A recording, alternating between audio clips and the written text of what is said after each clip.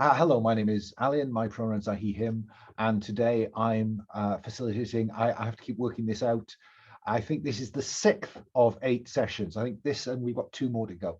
6th of 8 sessions of Uncharted Worlds. We are using the playtest materials from the draft 2nd edition materials. I shouldn't call them a playtest because I'm not sure they're there yet, but we're using the draft that Sean Gomes has made available to give it a run out really over a period of time. And Uncharted Worlds is a PBTA game of a space opera game, really.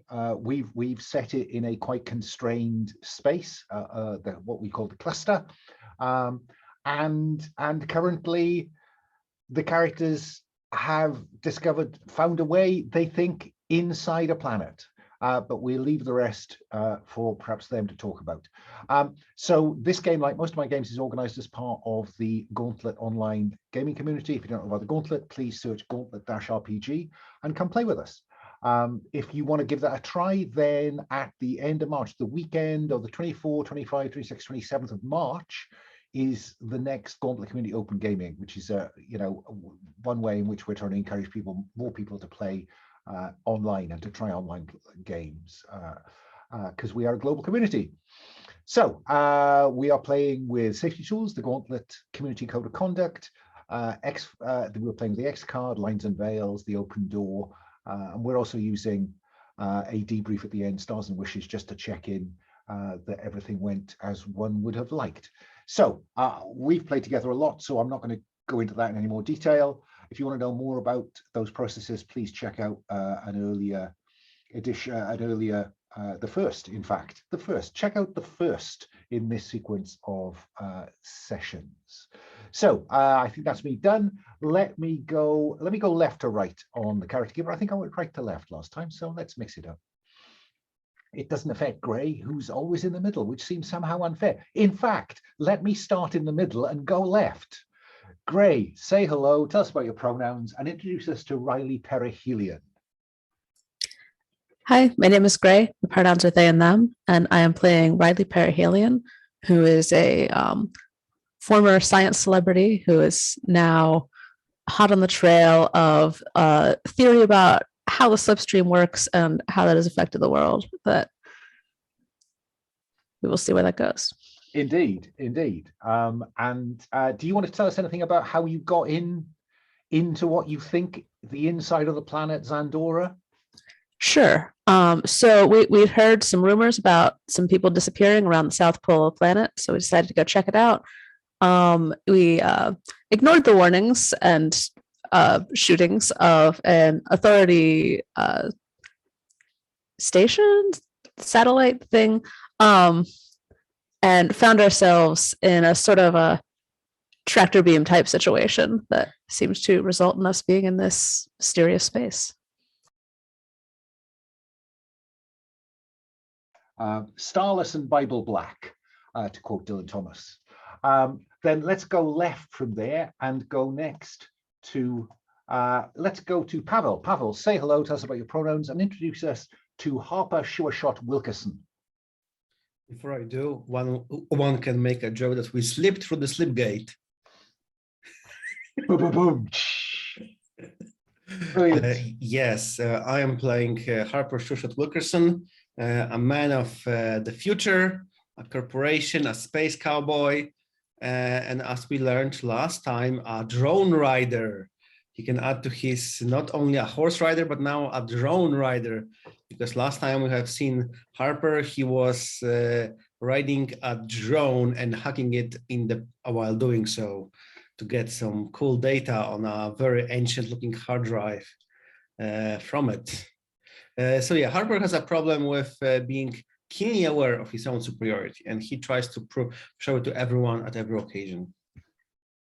And do you want to tell us why the findings from this expedition might mean something different to Sure-Shot than they mean to the rest of the team? Yes, Harper still haven't spoken with the team about the who gets the data. He will definitely have to at some point. Yes, he was trying to acquire an additional asset for Gemma, because he asked his corporation to open the stores for him, and he got a cool grapple gun. Then he decided to acquire an additional asset without asking anyone for the permission. And unfortunately, turns out that they had some security turn on that he didn't anticipate. So in order to avoid being jailed, he made a deal. However, we'll see how the deal will end and what we'll actually discover. At some point, he will have to discuss it with the team. His failed attempt at acquiring additional assets. Because right now the rest of the team think that they're they're part of a risky scheme to collect data on this kind of what do I want to call it, Bermuda Triangle, maybe above the pole of Zandora, on behalf of the Zandoran carpenters, one of the most powerful families on the planet, and that could yield the crew a significant payment that would put them on easy street. And yet, of course, Harper has said he will get that data to Future and only Future. Okay, let's go to Joe. Joe, say hello, tell us about your pronouns, and introduce us to Gemma. Hello, my name is Joe, he, him. I'm playing Gemma, who is a exiled, abandoned member of a Spartan-like military order. And she's kind of a military badass. And last time we found out that Gemma is not Gemma's name when they ran into a whole bunch of when her past, or the past is catching up to her future or something like that. And that we found out that her real name is Azrael. So we did, and in terms of that past, what we discovered was that back in the day, the order to which Gemma belongs, which is the Order of the Obsidian Angel, was once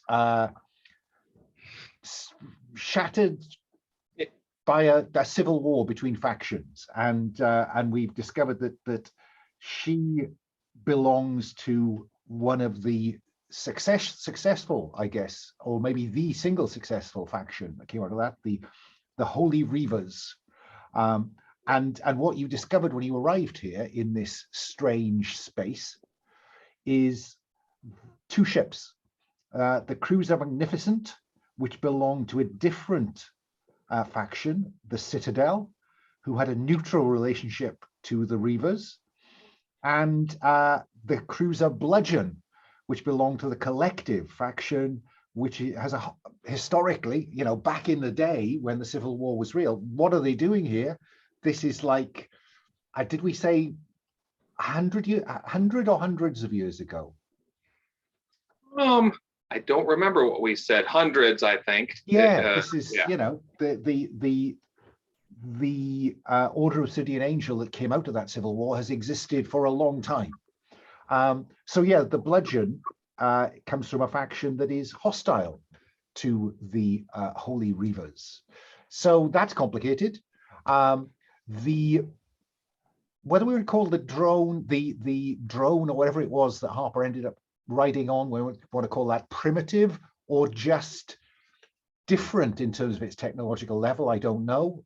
You've got some material from it while chasing it across, because this space appears to be a spherical space, but it has a variety of different sized plates apparently floating at different levels around a gravitationally dense core. And that's odd. And you landed on one of those a kilometer by maybe a couple of kilometers, and you ended up chasing Harper as the drone sought to escape across this plate. You rescued him in the shuttle just before it dropped off the edge of the plate. And as you kind of screeched the shuttle to a halt, so to speak, over the edge of this plate, you saw that this had been in the sensor shadow of that plate. And I mean, in terms of scale, this must be probably a half a kilometer or more across, and therefore probably the best part of half a kilometer deep. So this is a very big structure floating below the edge, and the drone drops down into these towers. And so these towers are building sized. And that's what you see as you look over the edge of this plate. And that was where we left it, I think, with you all back on board the shuttle. So to stick with the sequence, Riley, what do you do? Well, I think we want to find out, like, when is this strange structure from? Like, what is it made of? How did it get here? But you, Riley, the list of questions just goes on and on. How do you want to do that? Do you want to do that as best you can from the shuttle, or do you want to go back and bring the ship over here so you can use the ship scanners? Up to you. That's a good question. I think I want to get the opinion of my teammates, like, you know. Okay. Harper, what are you thinking? I'm holding this, Harper holds this like really old looking device with some like cables sticking out of it. And he says, I believe they called it a hard drive on some of the space dramas that they play on the net. Maybe you can, I don't know, attach it somehow and can see what's under. I assume it's full of the scanned ship data. So that's something to start with. Interesting. I'll need to rig up some kind of a converter, because this is really archaic technology here. I start mumbling about codecs and encodings. And while Riley goes down a different rabbit hole, what about Gemma? What are you thinking at this point, Gemma?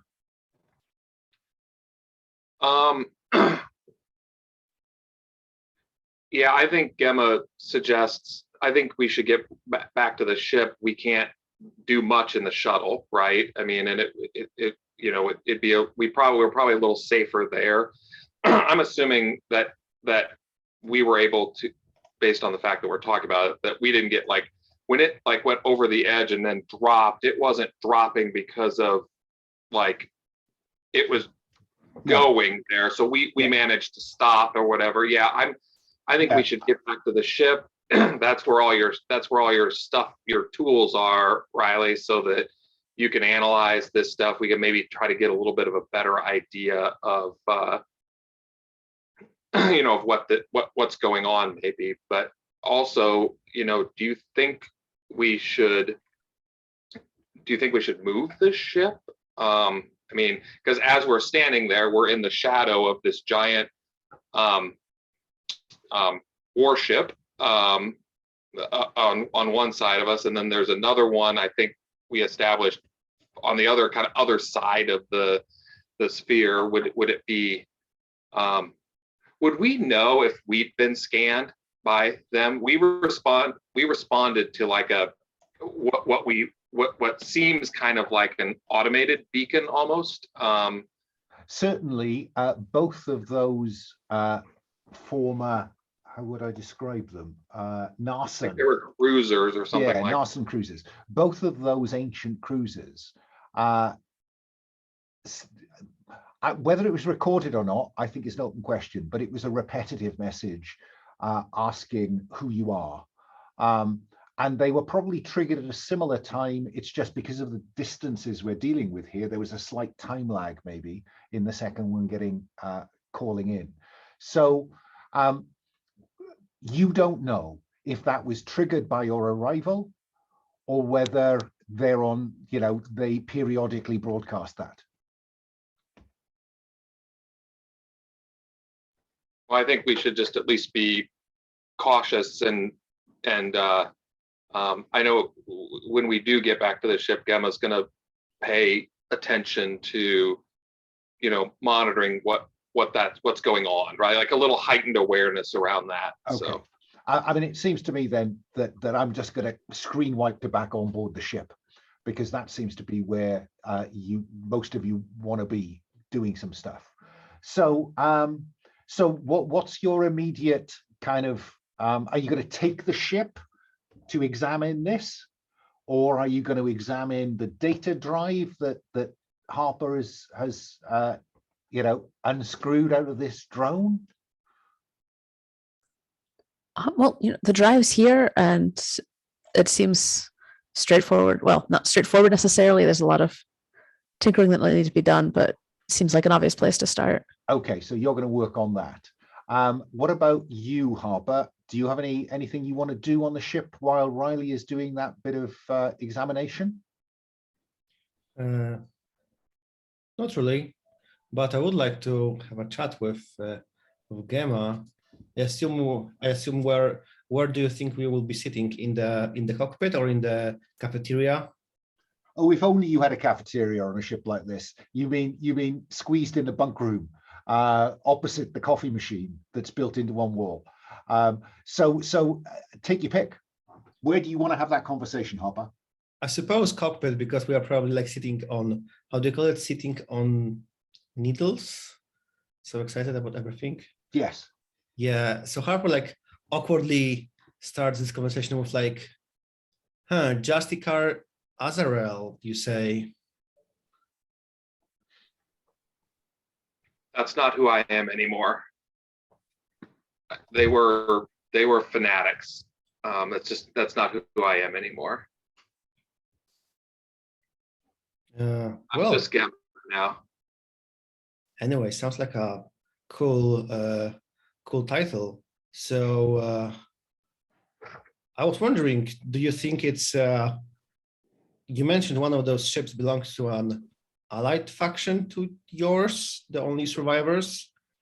I figured out that if they are here so long, they probably know slightly more about it than we, or have more access to more scanner data. Do you think it's I was wondering, would you like to contact them and maybe try to establish some meeting? Because you know, I mean, it's fun here, but I would like to get out. And I'm not sure like even where to start to look for a way out. Is it like this massive thing below us? Is there like some master console floating somewhere in the darkness? They might, if they are here, they have like 100 years or more worth of scanning data. So probably if we can get that, we can like maybe find something in there. Just throwing ideas, because I have no more. I kind of like the idea of Harper kind of convincing Gemma to go to that ship a little bit. of talking her into that and playing a little bit, not maliciously, but kind of playing on the fact that she has this sort of push pull with you know, having left the order, but then, you know, missing the sort of, you know, missing it also. So I think they would be reasonably able to be convinced to go explore the ship. Even potentially, Harper likes to cowboy things, and so I could see it being either once we get some data from the drive, or I could even see it being easy to be like, hey, let's go and just go. So I'm open to what the rest of y'all want to do with that. So, well, there's plan A. Let's go to Riley then. And down in the workshop area, what do we see? What do you do? So I've got sort of a series of cables of different sizes and color, all sort of spliced together, in a nest surrounding this hard drive that Harper's brought me. And I've just got it connected to a more modern screen where I'm starting to get a readout of some data. And all we know so far from Harper's own examination before he kind of levered it out of the case was that there was an old-fashioned, tiny little old-fashioned screen which was showing a fairly blocky scan of the outside of your ship, the Ace of Spades. But the impression that Harper got was that this was layered on top of other data, that there was a lot of other data in there, that it was just rewriting the space it had available. Right. And so I'm going to be trying to recover whatever data has been on there in the past. Fine. So I think that's roll to examine, isn't it? Yeah. Analyze subject or an anomaly, or judge tech or structures. You tell me. Sounds Well, more hardware than mind, but I'm prepared to be convinced. yeah, this seems hardware-y. Fine. So let's have you roll plus hardware then. All right. My hardware is +1.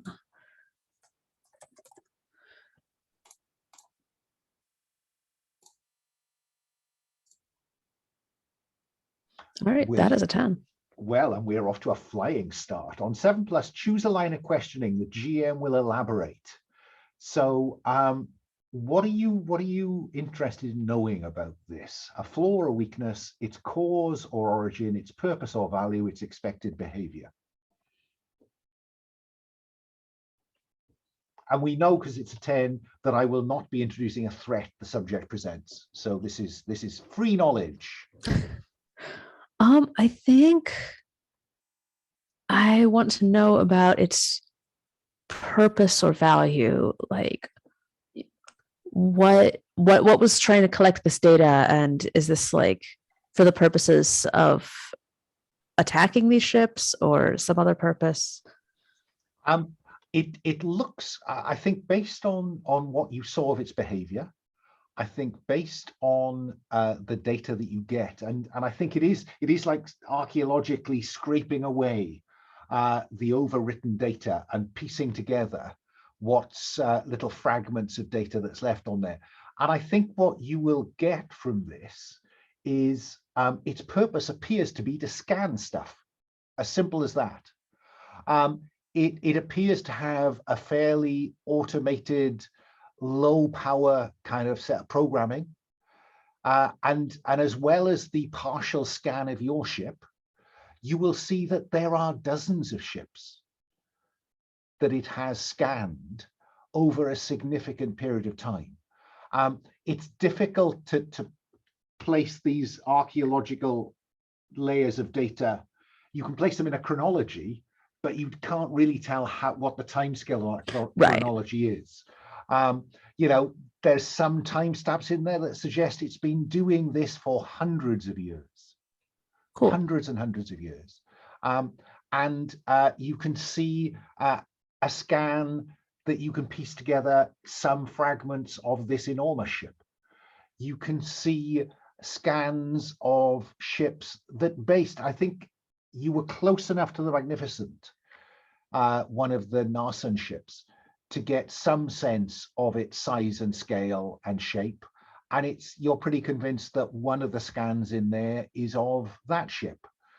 You've never seen the Bludgeon, and it's too far away unless you want to turn your scanners on and have a very good look at it. But it does feel like it's got the scans in here of both the ships that you've got close to and a number of other ships. The further down you go, the sketchier and sketchier it gets. Right. But I think it is fair to say that the scan of this one predates the scans of either the Magnificent and maybe therefore the Bludgeon. Does that seem like a reasonable answer for a 10? Yeah. Okay. Do you want to share that with the team and decide what you do next, or have you got something else you want to do, Riley? Yeah, I'm gonna check in with the rest of the team. Okay.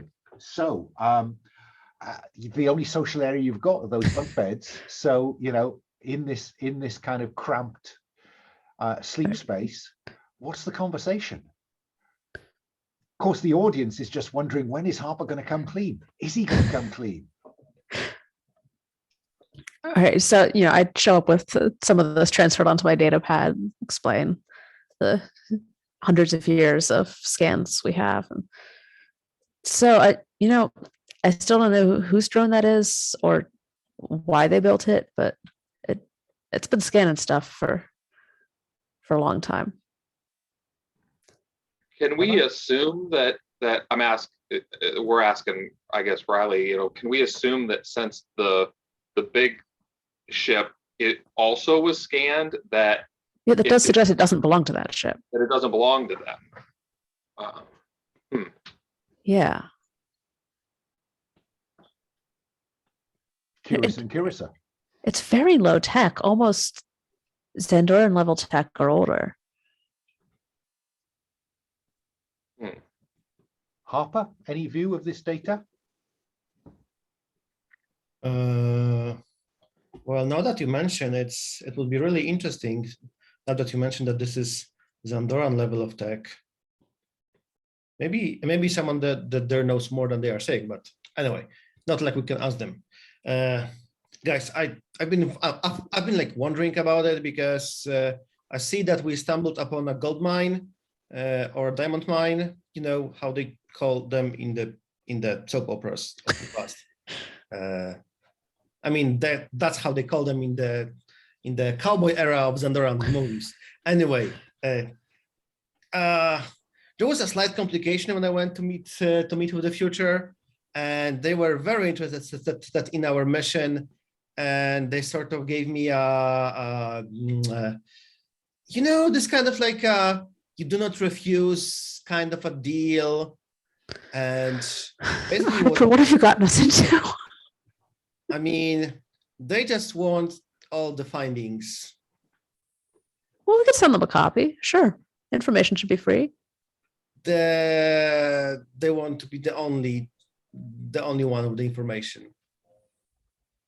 So I've been wondering if we can somehow, like, I don't have much idea of what we will find here or going future or going forward, but I've been wondering maybe we can like satisfy both, deliver some findings to the Zandorans and get paid, or like at least tell them that whether it's safe here or not safe here, and then some to future. Anyway, it doesn't seem like we are coming back anytime soon. I just want you to like ponder about it and how we can resolve the situation. If I don't deliver, probably I might not be welcomed back home, which is kind of like not something I'm looking for. On the other hand, the sweet deal with the Zandorans, I'm like really looking forward to it. So yeah, think about it, guys. How we can scam both sides. I mean, scam future and complete the mission for the Zandorans at the same time. So yeah. And that, of course, is the solution the audience thought Harper would come up with.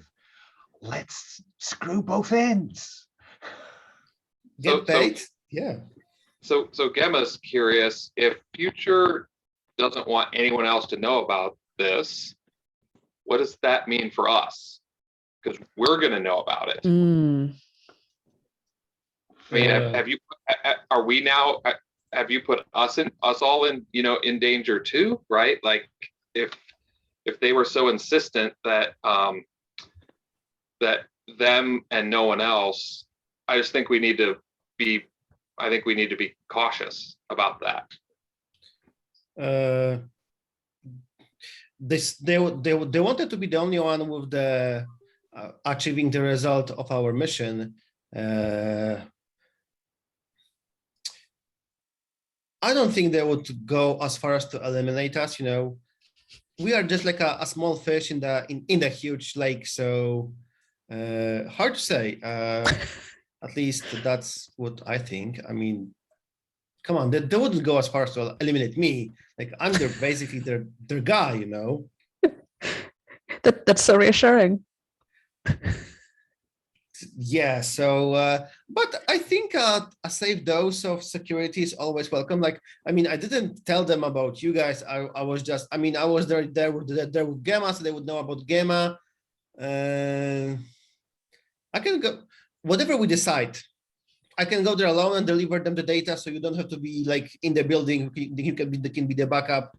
I think that's very far in the future. So far, we don't even know how to get out. So yeah, I think we just need to, maybe we need to think about keeping some collateral, something that, just to protect ourselves. Yeah, and we now know Gemma is so good at keeping secrets. So with all this in mind then, what are you going to do next?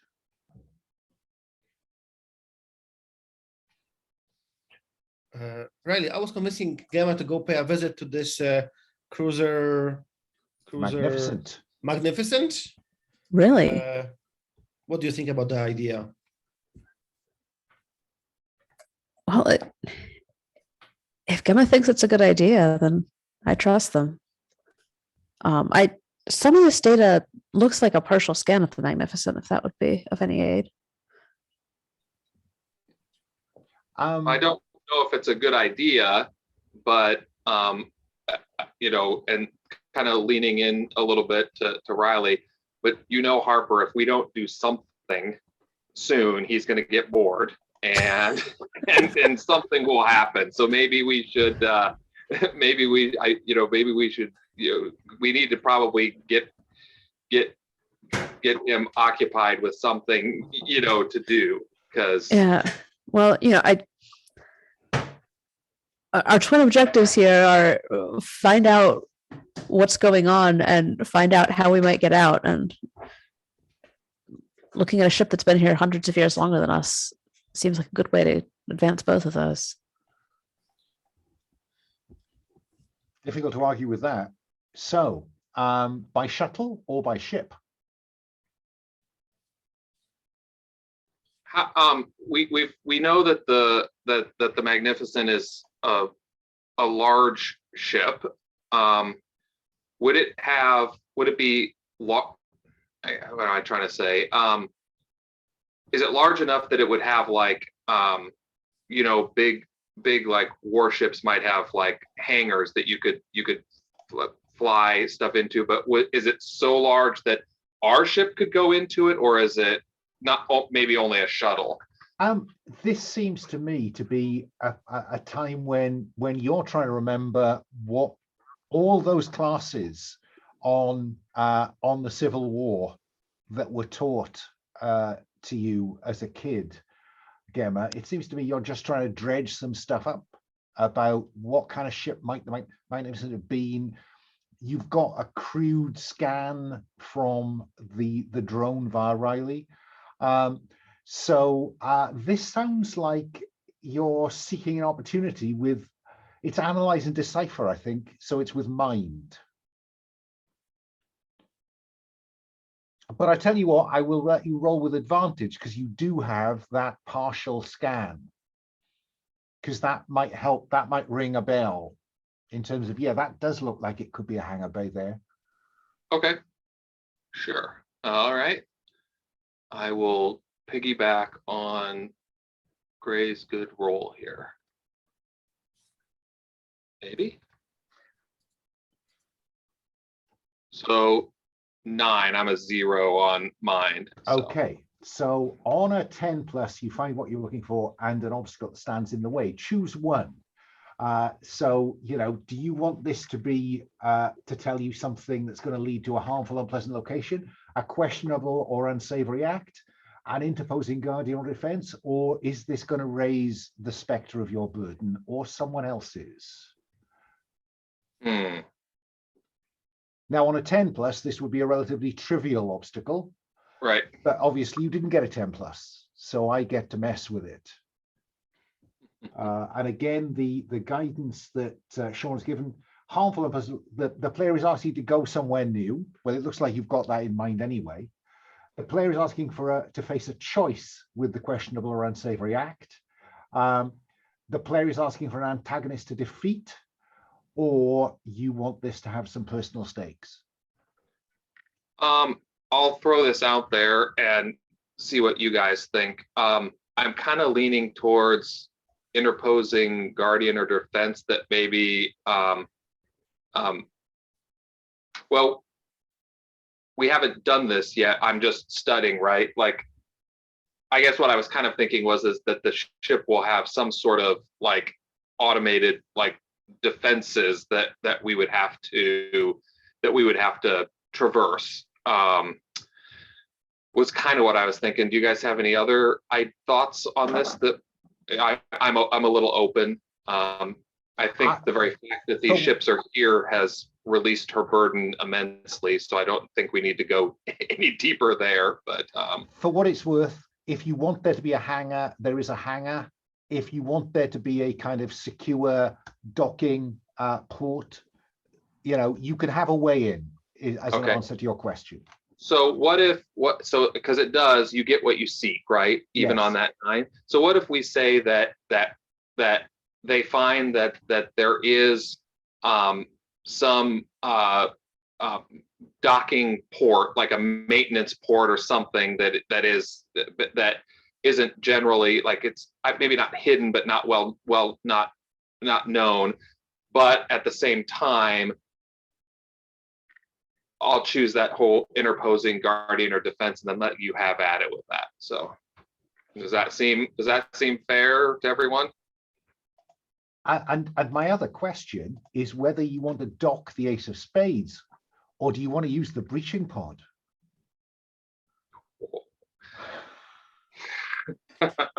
Are we close enough for the breaching pod? Well, you could bring the ace of spades in. Oh, that's true. Yeah. And then launch, because the breaching pod is good at close range. So you'd have to get quite close, but it would mean that the ace was not kind of clamped onto this thing or whatever. Mm-hmm.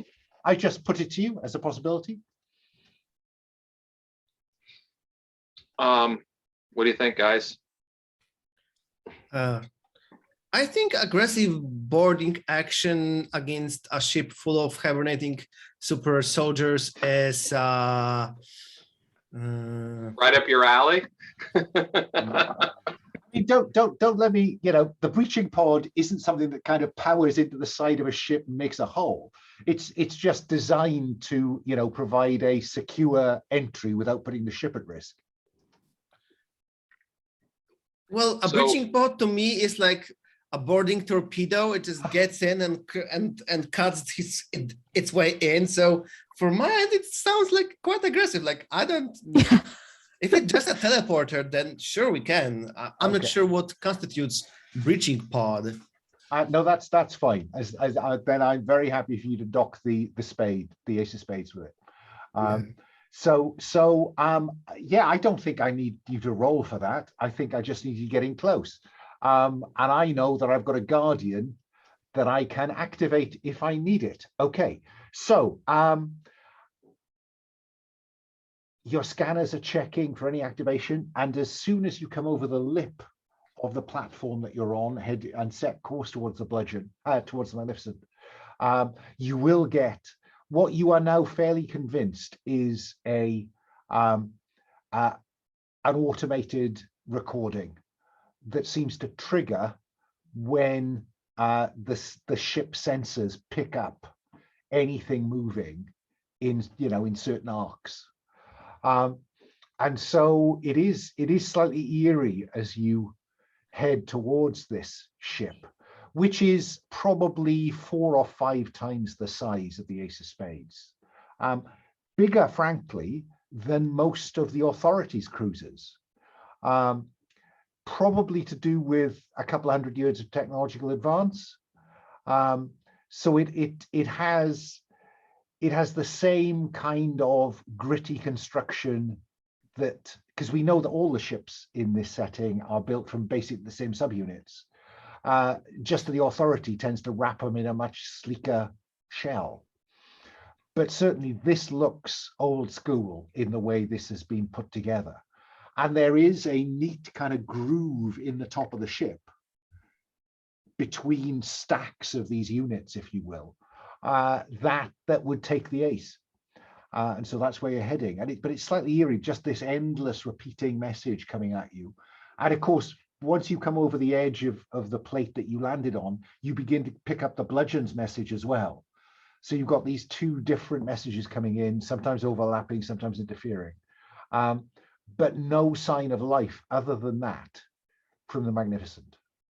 Yeah, so it kind of has that vibe from some of those like a movie where like the ship, you see the light, like the spotlight panning over what appears to be a dead, like a derelict. It's a derelict, right, in space. Yeah. So it's got that very eerie quality. Cool. But of course, it's sitting on an enormous, almost continent-sized plate. Well, certainly big island-sized plate. And so, yeah, you come in, and unless you tell me different, I'll have you just make a landing and mate in terms of your airlock and the access port that Gemma was pretty certain would be there, and it is where Gemma expected it to be. Is it possible to use any of our scanners to get any sense of like, is there anyone alive on the ship?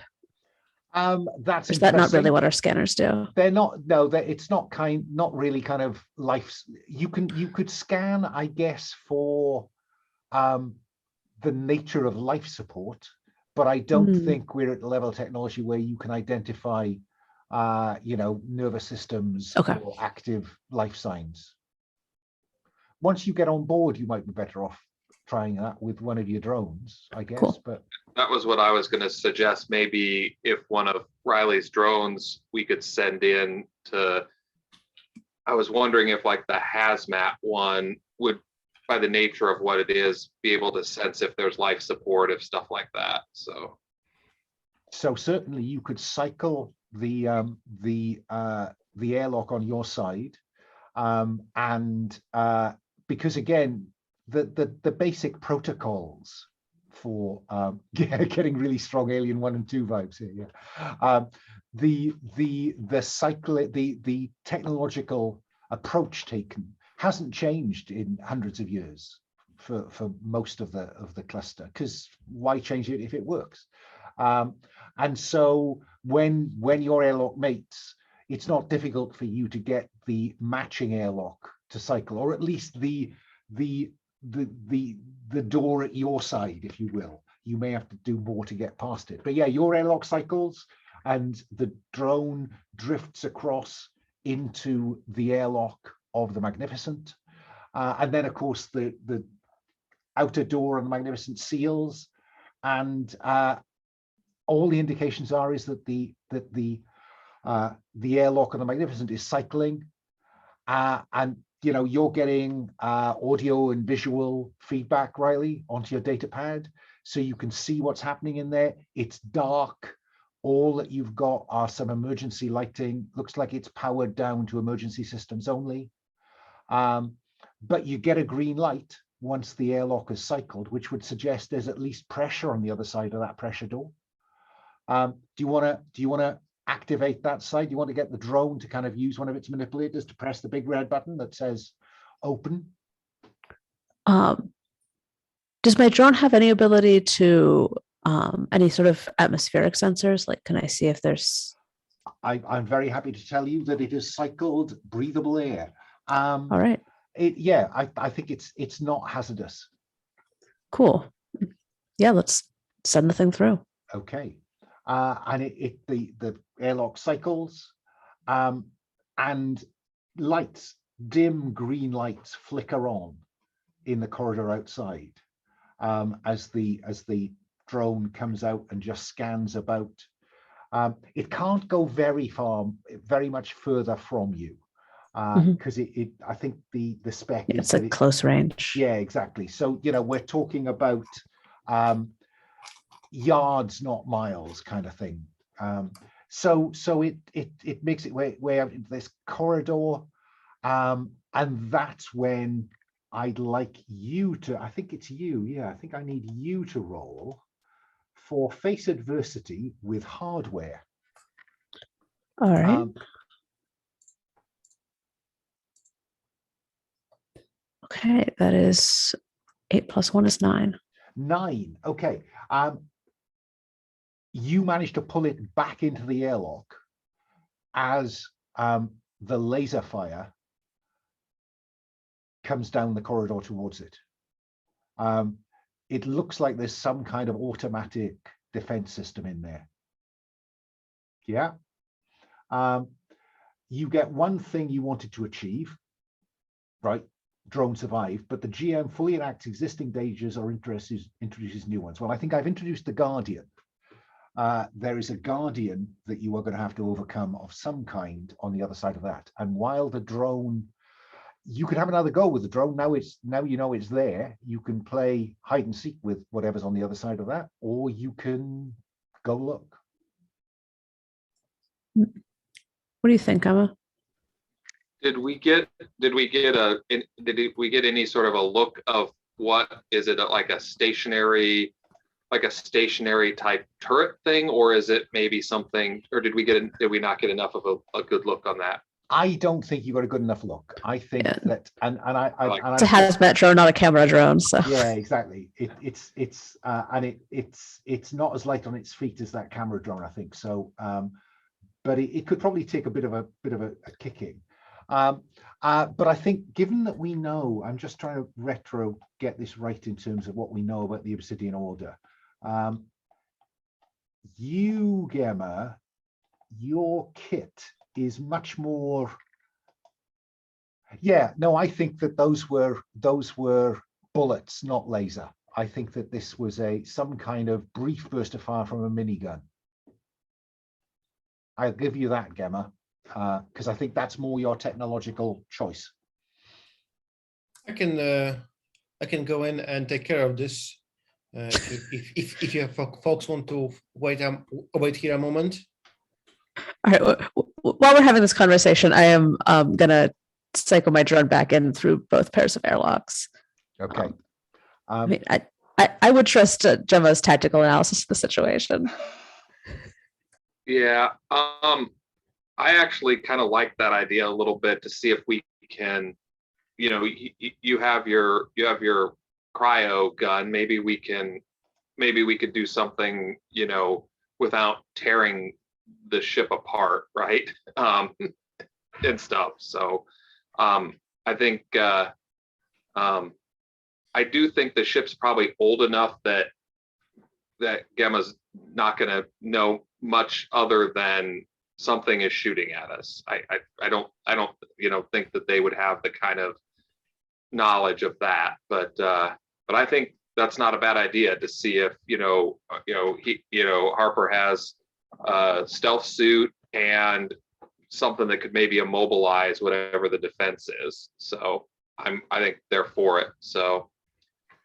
Well, that sounds like a vote of confidence for Sure Shot, that infiltration seems to be the way the team want to go. I am curious whether the pair of you are suited up, ready to follow Sure Shot. I mean, we've not got into the details. The beyond the fact that your stealth suit tends to operate as a kind of bodysuit. Does it work? Is there a way for it to work over a spacesuit? There is none, so I would have to actually go to the airlock and then remove the spacesuit. So yeah, put myself in a bit of risky situation in case of hostile environment. But yeah. Do you guys think that maybe because Gemma could act as a maybe to distract it, so that you could, to maybe wondering if we could find a way to coordinate a strike or something, or where we work together to, Gemma could distract, which would give you maybe better odds to do your thing. That sounds like an interesting plan. So I think we're talking about secure, when you coordinate a strike, and then that, unless it went very badly, of course, might well create advantage for Sure Shot for the infiltrate. Does that seem where this is heading? And if that's the case, does that leave Riley on the ace and the pair of you in the cycled airlock? Yeah, I think at least their goal would be secure the immediate locale, so that it's a little bit safer before Riley joins, if that feels right to everyone else. Okay. I don't think Riley wants to be the tip of the spear. So okay. So let's start then with coordinate a strike roll plus mind, Gemma.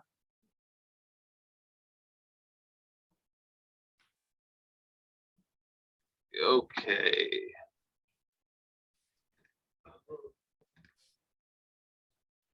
Oh, look at that. That's a straight 11. So Wow. They don't have any bonus there. So okay, on a 10 plus, choose up to 2 tactics, but tell me how you achieve these two outcomes. okay. Um,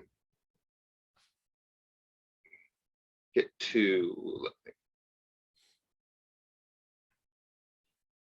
So in the spirit of our plan, I don't think cause damage and harm foes, or maybe suppress a threat, just in the sense of being a good distraction. Suppressing the threat to Harper that would give Grant advantage. So that one, and then I think maybe the move people in and out thing makes sense, is just clearing the way so that happens. So I think so I have the way you kind of described that we kind of landed in on top of this thing. I have this envision of that sort of circular sort of like airlock thing, and so like Gemma drops down, like you're dropping down into the corridor. I'm going to leave it open so that I'm not going to define what the Guardian is. So that's we've established that's your thing, but like drops down in, sees it, and then immediately takes some sort of like, you see some sort of very, maybe starts, firing kind of wildly, and then taking some sort of like leaping dramatically, away from where Harper is going to be. And we see whatever this is, key in on them and start, and again, if it's mobile, maybe it starts moving after them, or if it's not, it just keys in on them and starts firing. So fine. And so I think that given that roll went so well, I think that there is an alcove opposite. That when you drop into the corridor, you draw some fire, you dip into the alcove, and then fire hits the wall beside you, which creates the opening, Harper, for you to roll. I'm assuming infiltrate with advantage. Yes, exactly. So when you sneak into an area, roll plus precision, but that somehow sums up to a 7 magically. So my. Okay, so on a 10 plus, choose which opportunity you seize. So which of those 7 to 9, you're in which opportunity okay, so you're in and undetected, and I will decide which opportunity you could seize if you want. Okay, I think that you can be set up for your next action, because I don't think that I'm ready for you to go straight to eliminate security open doors. I don't think I particularly want you at this point to be reconning or gaining information. I think I want you to be set up in a position, maybe down the corridor, while the fire is going past you at where Gemma is, where you could make another move from. Does that seem reasonable?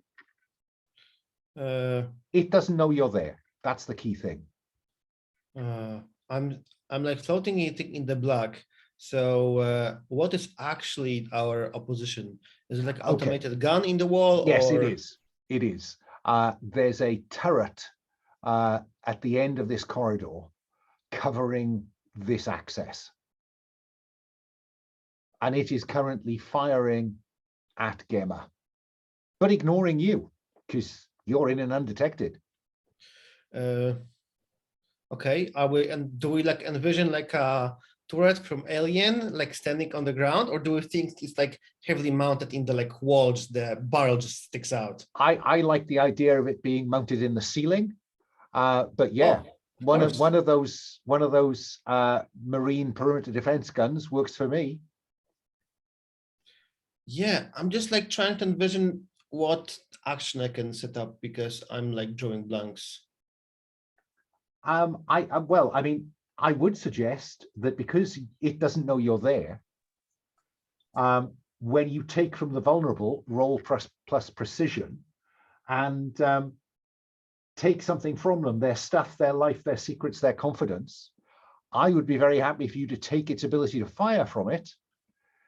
if you can come up with a kind of fiction around that. And then, there may be costs of that depending on how the roll goes. But yeah, because it doesn't know it has no idea you're there.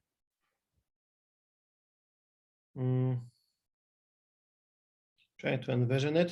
To try to envision it, what kind of gravity do we have in the ship? Does the ship has its own gravity, or are we still in this like weird sphere gravity? So basically, we're walking on the walls or stuff like that. Right. So it is that weird sphere gravity. No ships have gravity apart from what their movement gives them, and so gravity here is lighter. You are lighter than you should be, because I think Riley identified last time that though there is a central point of high gravity, the way that gravity works here is odd.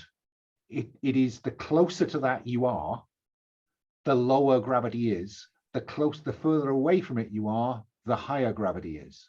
Okay. Which is entirely impossible. Okay. So I think we did. I'm just trying. When you jumped onto the drone, I think we described it as moon-like gravity. Yeah, cool.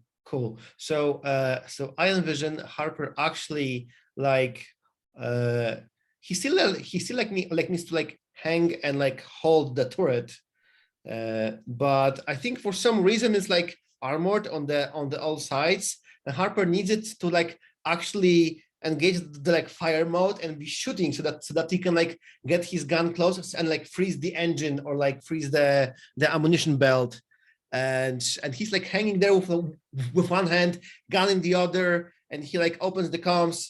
Okay, Gemma, I'm gonna need you to like pop out and draw its fire for like 5-6 seconds because I need time to freeze the ammunition belt. Okay, well, let's have you roll to take from the vulnerable then, Harper. And if this went very badly, this could have a consequence for Gemma. Yeah, because you're right.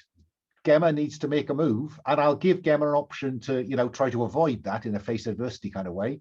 But that seems to me to be what this is about. So go for it. Sure shot. Yes, I'm just trying to ponder about the wording. Go on. Because the wording is the GM decides which opportunity you get. Mm-hmm. Other actions, and I'm basically like following through on this action. So I'm ready to freeze it. Okay. If Gemma does the thing. Okay. So I think like I will succeed if they will like draw it out. So I think it's now bouncing the spotlight to Gemma to like draw it to start shooting again. Because my action will succeed. At least that's what I'm reading, because I'm seeing this opportunity. I just need the opportunity. Okay, so I see. Yeah, I'm with you. So set up the action triggered later. I decided you had that opportunity, which you could seize if you wanted. Okay, let's make this about face adversity for Gemma then. Gemma, I think that this is probably face adversity with agility. So roll with precision. All righty. Don't fail me now. 11. You were not failed.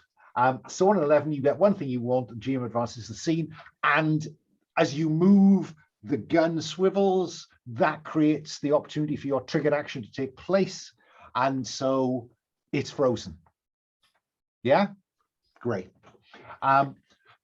Yeah, and the ammo belt just kind of grinds as it grinds to a halt. And then what do we do? Call Riley? So I think... Is it safe? Should I come through? I think maybe Gemma will do a basic sort of like, so we're in a corridor. We know that, right? So I think Gemma, they would, do whatever you do to secure the location, right? Like now that they have a moment to take a little more time to see what's around them, before we give the all clear, I think we should be sure that it's actually all clear. I've used my guardian. I don't think there's anything else threatening in the immediate circumstances, so it would be safe for Riley to come here. The deeper you go into the ship, or where you go on the ship, may change that rules of engagement, but that's where we are right now. All right, so I think we'll, between Harper and or Gemma, just on the comms or whatever we have, just let them know that it's all clear. So cool. I'm going to start cycling through the airlock. Fine. I think what I will tell you in terms of this kind of you having a look around, it is cold in here. Life support is on, in as much as there's a fairly stagnant normal atmosphere. But there is a layer of frost on most metal surfaces. It looks abandoned, a bit Marie Celeste-like, I suppose, is your first impression. Harper, what are you doing while Gemma has secured the immediate kind of boarding area? Riley's on their way. Do you want to do anything in the interim?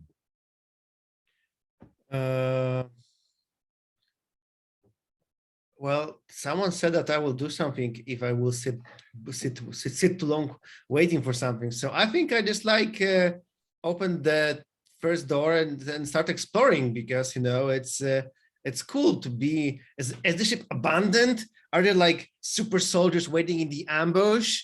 Just I'm already in my stealth suit, so just opening the door and sneaking through the next corridor and the next corridor. Because I'm just curious person. I mean, is this sneaking about with the intention of gaining information and scouting the layout? Yes, it is. So let's have you roll to infiltrate with precision. Yes.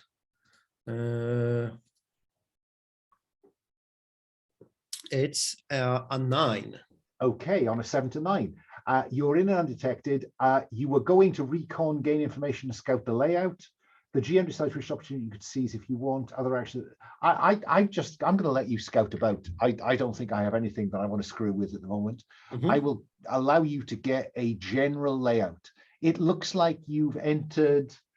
Where do you want to have entered in this ship in terms of the general area of the ship? Do you want to be near the helm, near controls and stuff? Do you want to be near the cargo space? Do you want to be near engineering or the quarters section of the ship? I think I am personally really curious to see the ship from the hibernation portion and the quarter portion, so that we will be in this uncomfortable place. We might see all of them sleeping in the hibernation chambers, or to see if some of them are I don't know, starved to death in the quarters, because I'm really curious in this apocalyptic view. Do we see bodies on the floor who start to have some inner fighting?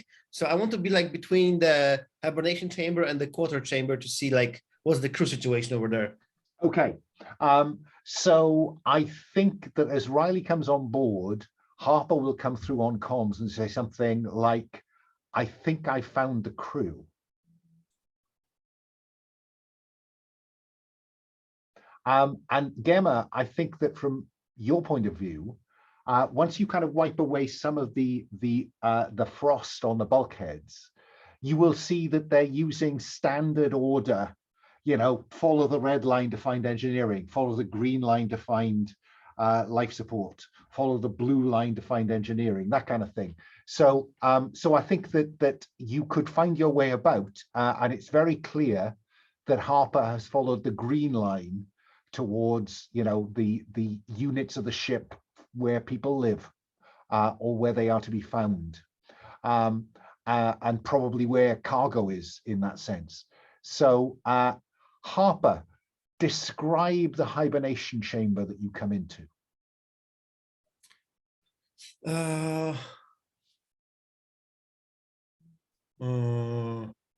Are they empty, full, or not working?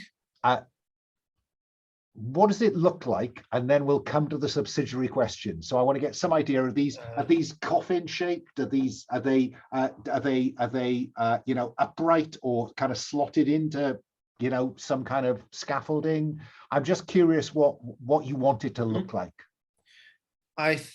So they had to be like efficient even for this size of the ship.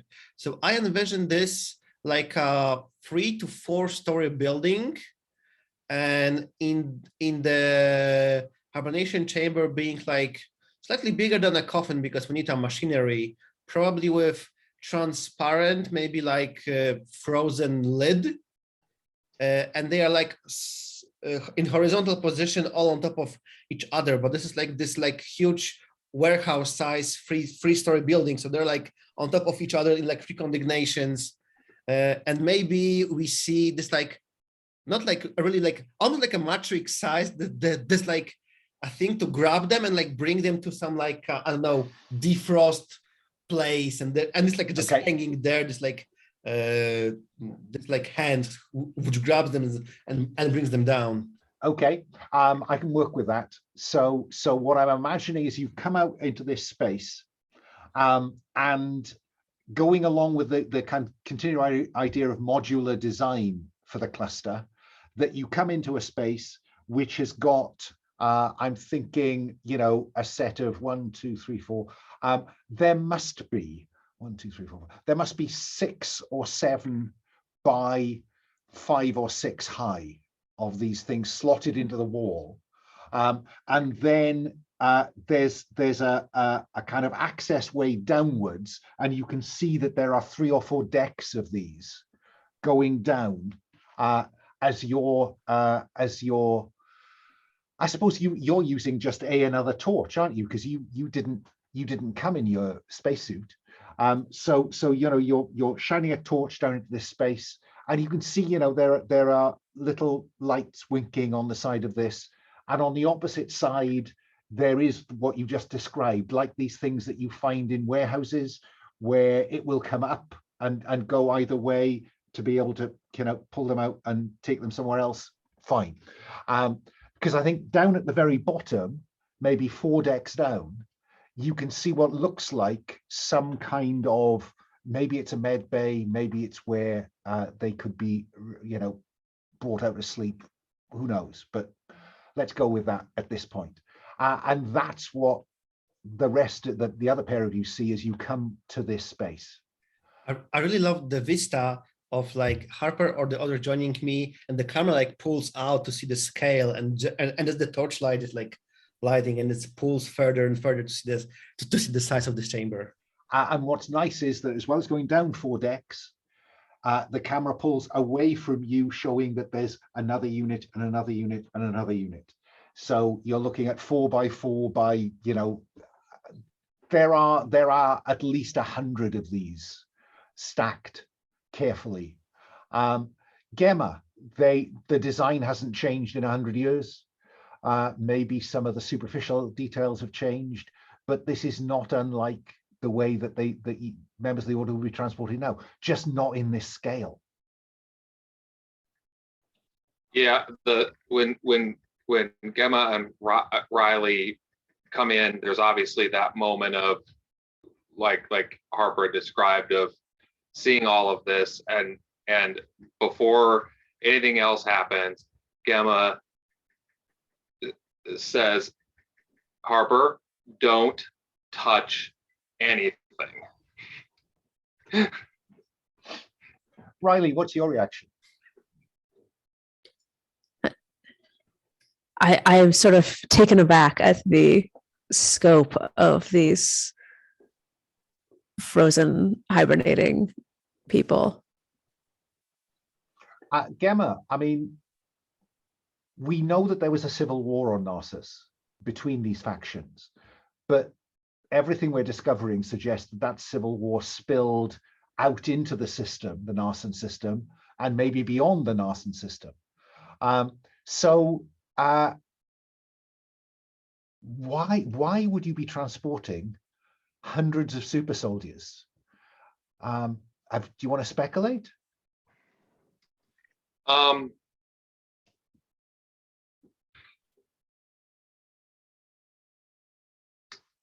I think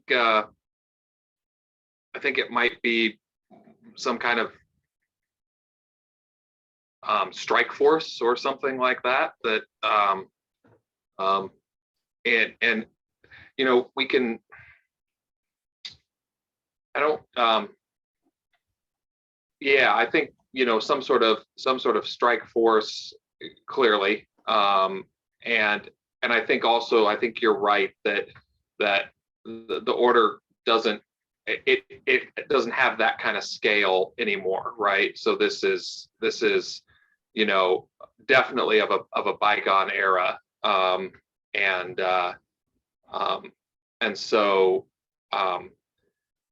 yeah, so I think they would have these kind of things for transporting over long distances. So maybe there was would the gates have been a thing that long ago? The gates have always been there. Always been there? Okay. You know, as long as there have been people in the cluster, they arrive through the gates is what, you know, common knowledge tells you, and you colonize the cluster using the gates. Yep.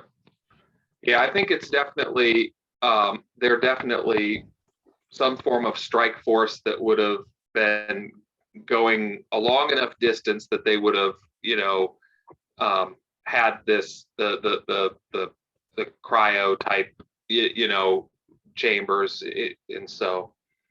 Okay, I think I mean, that's a great vista. That's a great set of shots for us to take our first break on, I think, as your torches play over these. So it is 13 minutes past now. Should we be back in our seats about 20 past the hour? Is that long enough? Okay, I'll see you then. So here you are then, aboard the Magnificent. What appear to be lots of stacked cryo chambers, albeit at least a century old. Riley, what do you do? So I want to find out if there's more information on this ship about the space in general, what they may or may not have tried to get out. So I think my first choice is going to be try and access some kind of logs. Which would suggest you need to head towards the helm. Yeah. So that's where Riley wants to go. Harper, are you going to go with Riley? Gemma, are you going to go with Riley, or do you have other plans? Harper? Yeah, Harper looks at Gemma and says, I mean, I wasn't touching anything. I was just, you know, opening doors. But I'm just like really curious, what's your take on the situation? Because I see that we can either find where is the captain of the ship and wake them up and I don't know, proceed from there, or we can just try to get their scanning data and duck out of this. I'm just wondering that maybe reuniting of this crew of the ship can help the order. Although I'm not sure if another war vessel of this size is a good thing in the cluster. I think it's your decision about the future, because if you even want to help the order, I don't know that you do. Yeah, on the other hand, leaving this all of these people to die in their cryo sleep, it's kind of brutal, but also, I think, I don't know.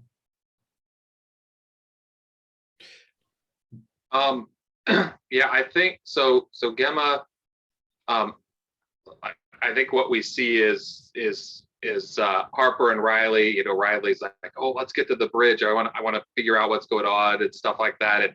And you know, Gemma's a little kind of lost in thought as she's looking at all this, and just is like, yeah, kind of absentmindedly, yep, that's a good idea. You guys go. I'll be right behind you.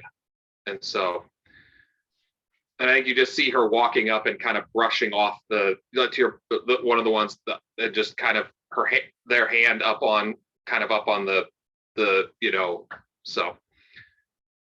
Yeah, because I think we said that the ends are kind of transparent. You can wipe the frost away and just see the top of someone's head lying there. Okay, so let's go with Riley and Harper to the bridge then, to the helm.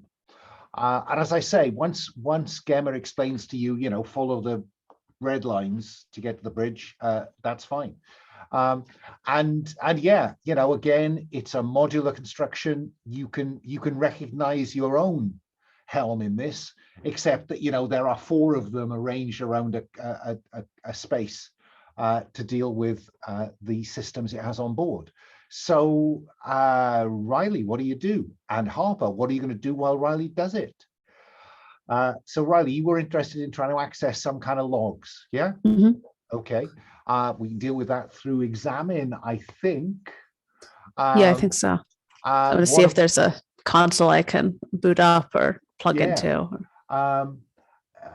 So yeah, by all means, you know, and again, interfaces have become slightly more sophisticated, but you know, technology at some point has reached more or less a plateau at the top end. We know that Narsus currently is at cluster norms, so it's not as sophisticated perhaps as the very top end of Future or of the Authority, but interfaces are interfaces. So what are you going to be doing, Harper, while Riley's doing that? And we reach the bridge, yes? Yep. You know, there's the captain chair, and like, has to like take a seat and, you know, feel the comfy, like how it is. He like turns around on the chair, like left and right, just like, you know, feel how it is to be the captain of the cruiser, the space cruiser with 100,000 Marines. Yeah, that's yeah. Fine, because yes, while there are these 4 units at the cardinal points, not dissimilar from your own setup, of course, there is a central unit in which the captain is able to see all of those people by spinning around. So while Harper is playing with the swivel chair, Riley, let's have you roll to examine. All right, with hardware, I think. I think so, yeah. All right. And of course, Harper plays the motivational captain. So he says, Anson Periphilion, where is the scanning day? What do we see on the scanners? All right, so I rolled an 8 + 1 is 9. Okay, so on a 9, choose your line of question and the GM will elaborate. I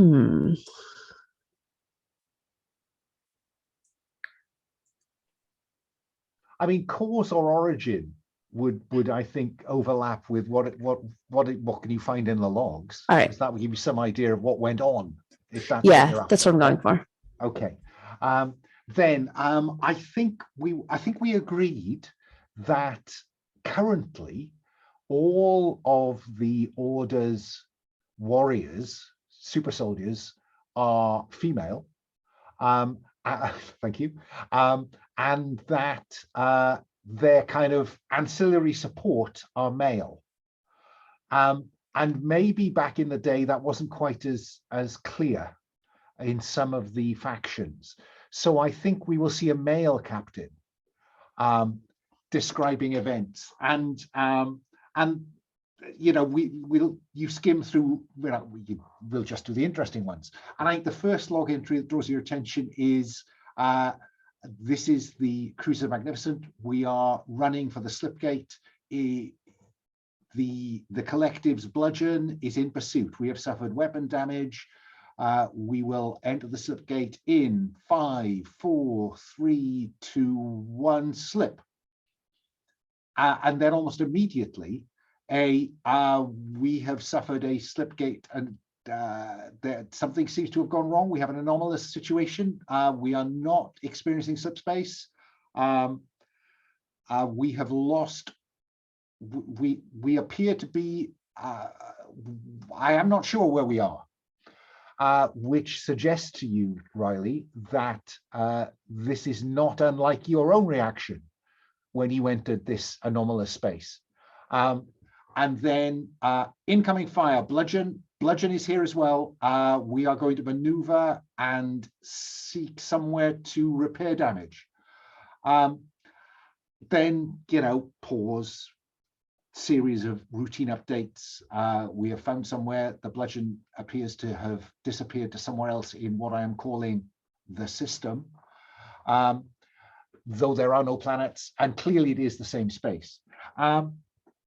And then I think the next interesting one is one that says something like the strike teams dispatched to the Bludgeon and to the City ship have not reported in. I can only assume that they are lost, either en route or on arrival. They observed complete communication blackout in order for the strikes to be in secret. I do not think I have any alternative currently but to order the command crew into their stasis, into stasis. God help us. And that's the last log entry. Does that give you a sense of events that have gone on? Yeah. Yeah. How they ended up here and are similarly stuck. There is only one other entry that I've been keeping till last, because on a 7 to 9, I introduce a threat the subject presents. I have set the sleep chambers and the ship's defenses to activate if there is any sign of intrusion by the other faction. And that is when a light comes on the command chair, Harper, and a little readout prints out underneath. Crew revivification beginning. Cut to Gemma.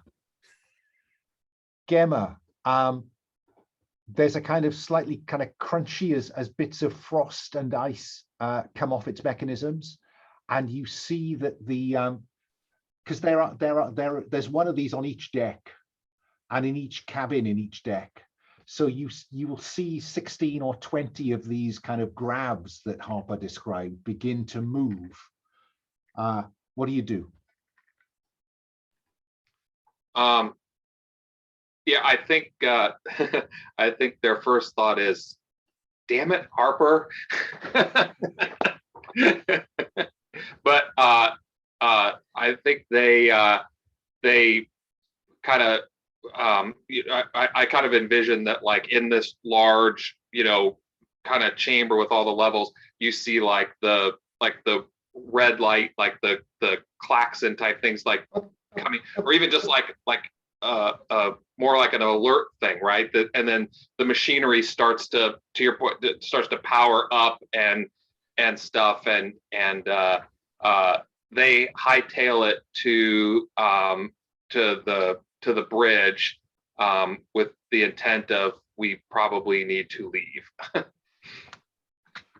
Leave or shut it down, I suppose, are the options that go through your mind, Gemma.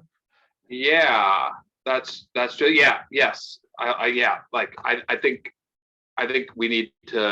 So I think they haul up to the bridge, and I do think they'll be like, "Harper, what have you done?"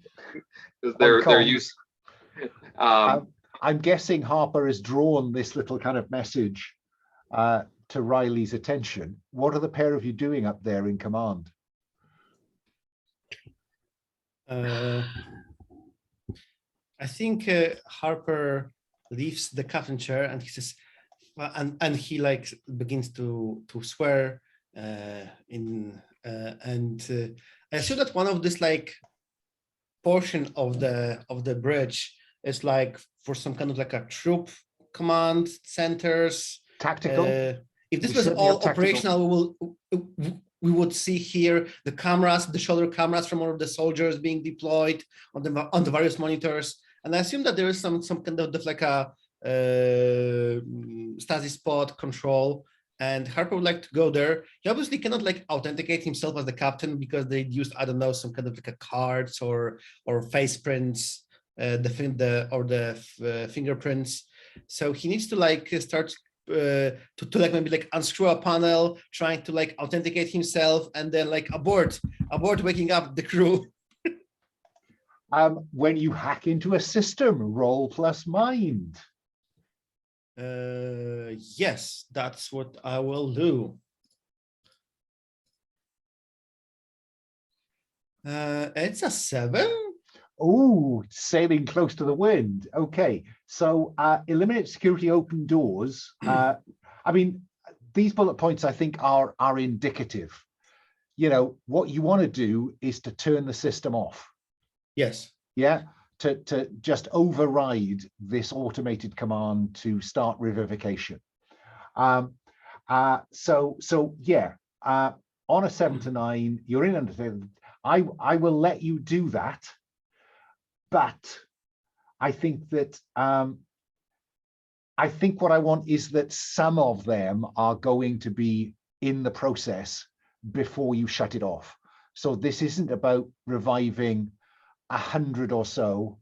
And the way that these ships are built, given you've come across this set of hibernation chambers on this side of the ship, there's probably another set on the other side. So I think that what would be interesting would be if you shut down the revivification of all 200 super soldiers. But there are going to be some of them that are in the process. Mm-hmm. Yeah. Sure. And I think that you will see that, Harper, from Tactical.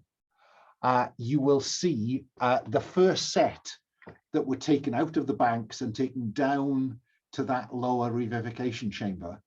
You will see those beginning, you know, there's that kind of hiss of steam, you know, as the seal breaks and the front lifts up, and you see people kind of, you know, just shaking their heads and stepping out.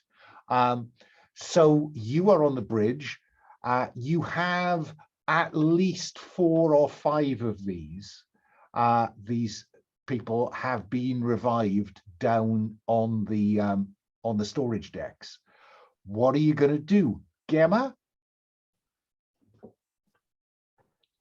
Yeah, so I'm assuming that we're going to have some amount of time, given that you don't come out of stuff like that and immediately, you don't come out of stasis and are immediately just like leaping up or whatever. Like that would be generally true. Were you not trained for it? I think they are grabbing both of them, physically grabbing both Riley and Harper, and say, we need to leave now. We need to get out of here. Yeah. We need any data on like how to get out. Yeah, we were hoping to get that, but we just got this history stuff, which if I have had time to download those video logs to my data pad, I will show them to Gemma later. Well, do you want to spend that? Because, you know, there's that bar moving along your data pad saying it's in progress now. Yeah. 60%. Yeah. 60, Riley, 61%. we need to copy their like 62%. Slipgate history. We need to figure out how did the Slipgate 64% went wrong.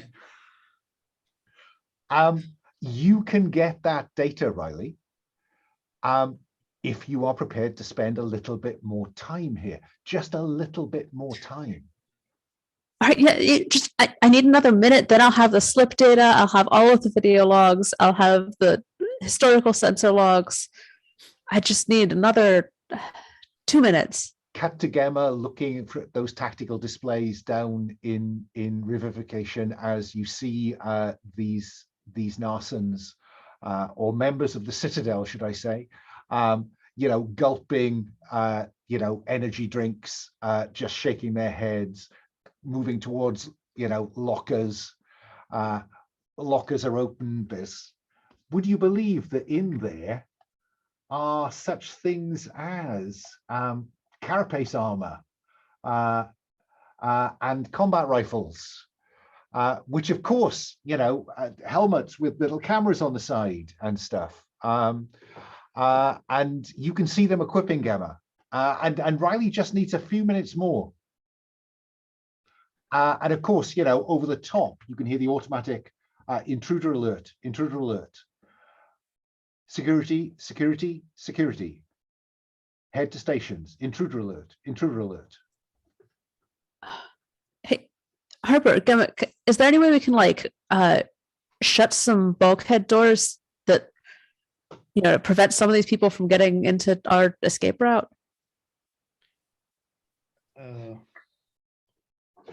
Is there, Harper? I'm like, yeah, I will get on it, and probably change the section. This bridge is probably like large, so like change the section to this, like, I don't know, probably like a very small, like a internal security, and trying to just like shut some doors but leave some other doors open. Somehow get some control of doors. Yeah, Bulkheads. probably also like Seal some unscrew a bulkheads. panel, mess with the cables to get some authorization. Yes, trying to do it. Gemma, they want the data. This is not a good idea.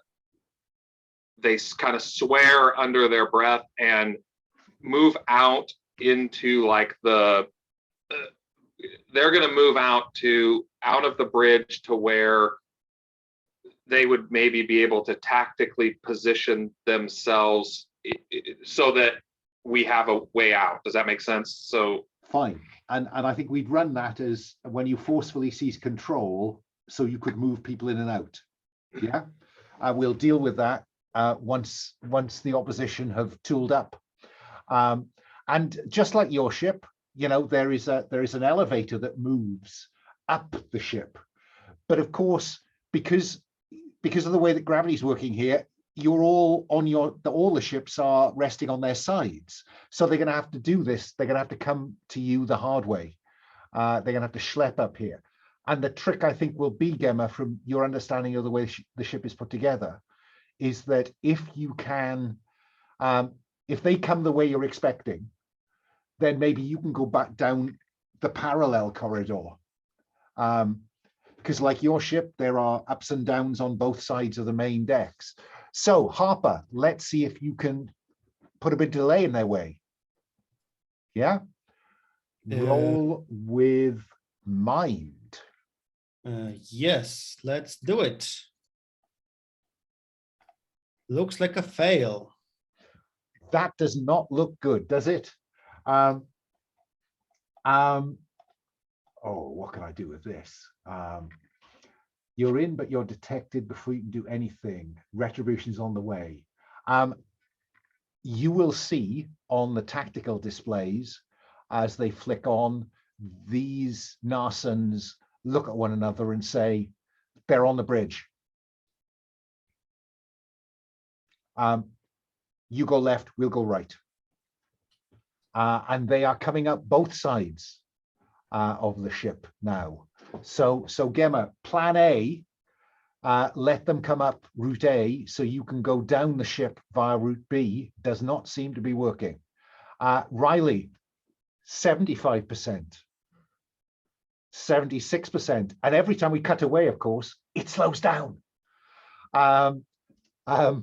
So Gemma, you are going to be faced with some people kind of, this would be climbing up the ladder access to the higher deck.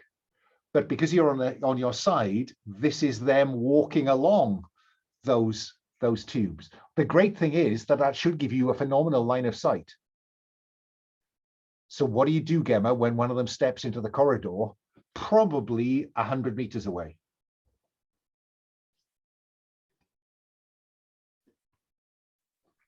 I was hoping we wouldn't have to do that. I'm out of character. I'm going to say I'm absolutely 100% 50-50 torn between a violent solution or a not one, and I'm leaning more towards I think a not one. Okay. I'm thinking from a character perspective. I don't know if they would fire on roughly their own kind, right? Well, we know that the Citadel, the faction called the Citadel, to which the Magnificent belongs, was neutral in relation to the Holy Reavers. So I think one of the things that we'll notice now that maybe we didn't notice before, but Gemma's armor has always been like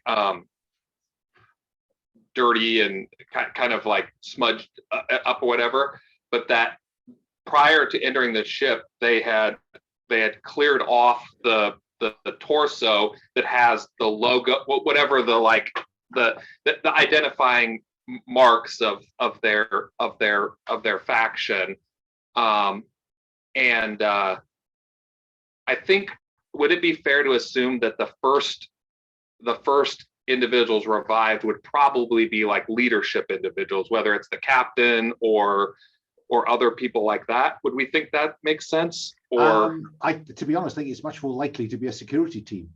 Okay. Because this was an intruder alert. Given the nature, yeah. So because it was sort of it was a emergency revival, right? So, I think.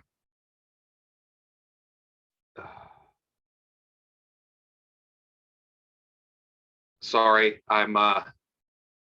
While you're thinking about it, my cognitive wheels are slow here.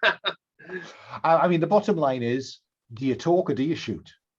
So yeah, they're going to talk. So they'll address and make them. Gemma will make sure that they are seen, right? Like, don't put themselves into a position where and announce themselves with their their order name and everything and say, stand down, you're among allies here. And exactly how do you announce yourself? Because when you picked up the broadcast initially, I think you said this is Justicia Azrael of the Holy Reavers. That is exactly how they will. That's how they will. With and if anybody else would say it, with a level of authority, and that is not, that they maybe haven't seen, right? Like they'll have snapped into a kind of a different mode. So okay, so where I think this is face adversity, unless you've got to move, when you speak truth and lies, and here you are telling the truth, doesn't make any difference for the move. Roll plus influence. I am going to give you advantage, I think, because it seems to me that if you announce yourself as a member of the Holy Reavers, they will recognize you as a neutral party, because their working assumption at the moment is that this is from the bludgeon, because they may not even know how much time has passed since they went under. Right. All right. So mind, right? Influence. Influence. Oh, yay. Okay. And with advantage, plus influence. Or minus influence in this case. As the case may be. 9, 8. 8. Okay. On 7 to 9, you get one thing you want. So they pause. I think you get the pause that you were looking for. But the GM fully enacts existing dangers or introduces new ones. So the two that have come into the corridor on the way to the bridge on your side, when you reveal yourself, you did that, in an unthreatening but commanding way. You displayed insignia and their shoulder lights, because we've got to have a light on the shoulder, most inconvenient place to put it, but there you go. That will illuminate the insignia on your chest. Which is probably different from what they're used to, but I think that's why you get advantage. So yeah, you have that. Harper, you were trying to seal doors. That went pear-shaped, didn't it? Yes, exactly. So you can hear figures coming, you can hear footsteps coming up the other corridor on the other side of the bridge. I am enacting the other arm of the pincer. What are you going to do about it, Harper? Yeah. Because Riley is intently studying the upload bar. Unless Riley's I will throw out there, Riley is also not very large. If at any point either of the other crew members decided we're done with this and just wanted to grab Riley and go. No, I want you to get that data. So yeah, I think Harper probably wants to extend somewhere in the corner, enable his stealth suit, and he will try to, once they come in, No, because Gemma identified themselves. Harper trusts Gemma, so he would just like stand there next to Riley with like his gun holstered and not stealthed, and will try to talk to them that we are just trapped here as they are. So Okay then, Harper, let's see how this plays out. So we've got a couple coming up the corridor towards Gemma, and they've paused, and almost certainly they're in comms with the other pair that will say something like, we have a claimed Holy Reaver aboard. What about you? And you will hear a shout from that other corridor, the one that's leading to where you are, Harper, that Gemma isn't in, that says, Holy Reavers, reveal yourselves. What do you do, Harper? I shout back and I say, we are here. Show yourself. I mean, get out of the corridor, and we are just here in the middle of the bridge. And well, they're coming towards you. You can hear them getting closer, running a kind of tactical one forward, one covering, one forward, one covering. But they've been told that the boarding party is Holy Reavers, or that's what they've implied. We're here to help, Riley yells. Do you know who I am? Gemma, you can see that it looks like they're getting antsy. And one of them shouts up at you, says, tell the other Reavers to show themselves.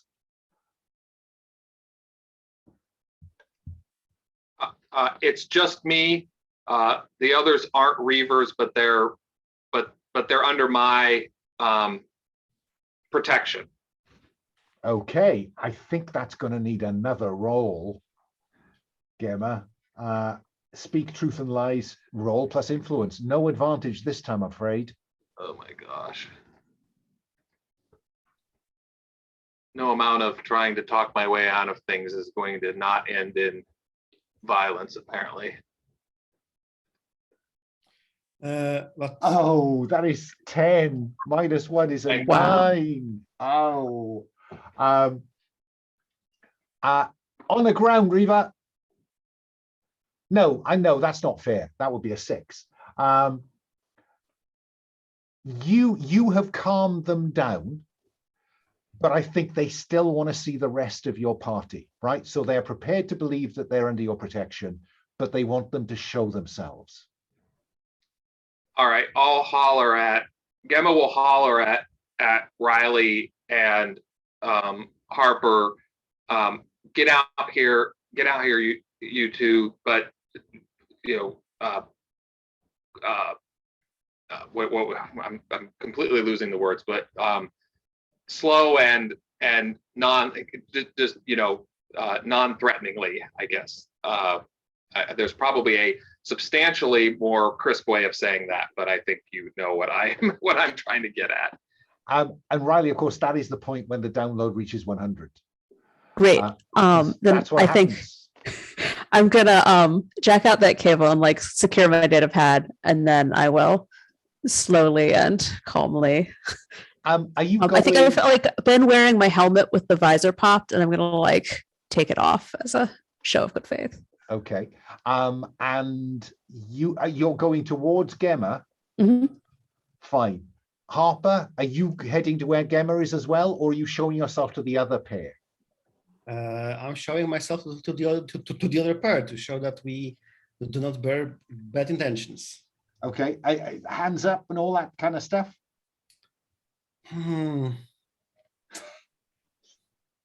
Or do you suddenly wink out of existence as you activate the stealth suit? Harper is like really hard to fight himself. Can I take down 2 super soldiers? That would be like, I can like shut them their place. They're 8 years old. So he just like walks out, shows himself, but he's like hands on his hips, just like ready to gunslinger them. He's a friend. He's not surrendering. Okay, and they're coming on, in pose, making their way up. Likewise on your side, Gemma. Riley, you're generally speaking better at talking to people. Is there something you want to say at this point that might swing this from armed neutrality and you're about to be taken prisoner, or what? Yeah, I'm gonna try and sell them on the idea that, you know, we're all stuck in this space wherever this is, but we have the advantage of another 100+ years of knowledge, and if we work together, maybe we can find a way out of here. Everyone can go home. Okay, that might be quite a lot for a pair of grunts to take in, but I'm prepared to go with that. So let's have you. Is that? I'm just checking out what is that. Impress. I'd say that's speaking persuasively. Yeah, is what I'm attempting here. Yeah, I think so. Yeah. All right, so that is 9 + 2 is 11. Describe how they see you and how they feel about you. So I think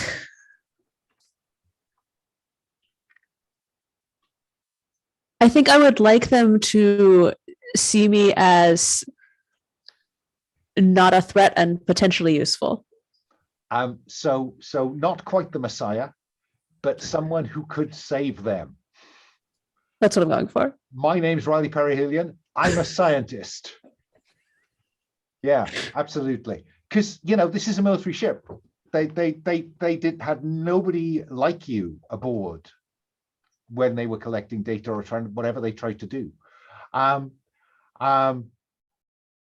then one of them looks at you, Gemma, and says, "What's with the insignia?" Because while you still wear, because I think we talked last time about the fact that the orders ended up coming together around the Reavers, and so the Holy Reaver symbol now probably is less individualistic than it used to be. And Harper, they come to you and they're getting constant. I think they might be able to help. And so let us cut to the bridge where tension has declined a bit. Their first reaction will be to thaw out the command crew. Unless you interfere, I'm going to introduce the command crew. Yeah. Okay. Yeah, I think I was actually gonna, if it came back to Gamma, I was gonna suggest tell them that they needed to, because these are soldiers. They're not the tactical situation has changed. You need to get your commander. And so let's cut to the commander's quarters, which are Spartan, but at least they're private, where he's with the three of you. There are a couple of his Marines at the open door, just in case. And I think probably, Gemma, they will have taken that rifle away from you. They probably haven't spotted the hidden ceramite flick blade. And I think they'll also have taken that freeze gun, because it's not a technology they know, but it looks like a gun. It has a grip and a hole at the I end. believe it in fact looks like a old West Zandoran gun at this point. It does. It does. It looks like a 6-gun, doesn't it? I've forgotten. Yeah, a bulky 6-gun. Well, they definitely will take that. Not in the sense of they just wouldn't let you near the captain with it. Sure. And so you're having the conversation. Riley, I'm going to come to you first, because I think you may have some particular questions you want to ask. Sure.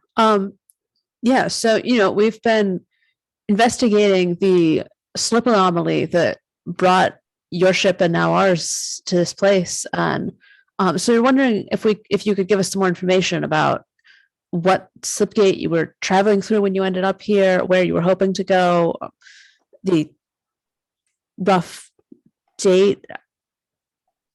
Yeah. Anything that can help us pin down. They got into they were ambushed by the bludgeon in the Narsen system. They were running for the gate that went from Narsus to Pomona. Because of course, then Pomona was not the destroyed, badly terraformed planet is now. You see Riley sort of flinch when they say the word Pomona.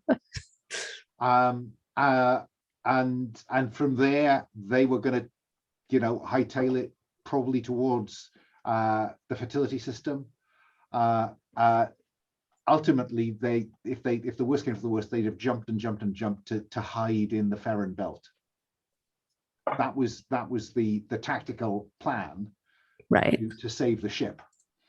And when they went through, we were here. Given the ration situation, he put most of people, most of the crew, all the Marines, and he then put most of the crew into cold sleep. And then they did a little bit of recon in terms they found the city ship, which turns out to be what they call this. And they tracked down a signal from the bludgeon. And so he sent strike teams, because what else would he do? He attempted to take out the bludgeon. That was the plan. And to perhaps take control of the city ship, in the hope that it had a way of getting out of here. Because clearly this is beyond anything his training prepared him for. And you lost contact with those teams? They never reported back. Right. How can you help us get out? Well, we're working on some theories. So we actually, interestingly, most slip gates typically go between two fixed points and nowhere else. And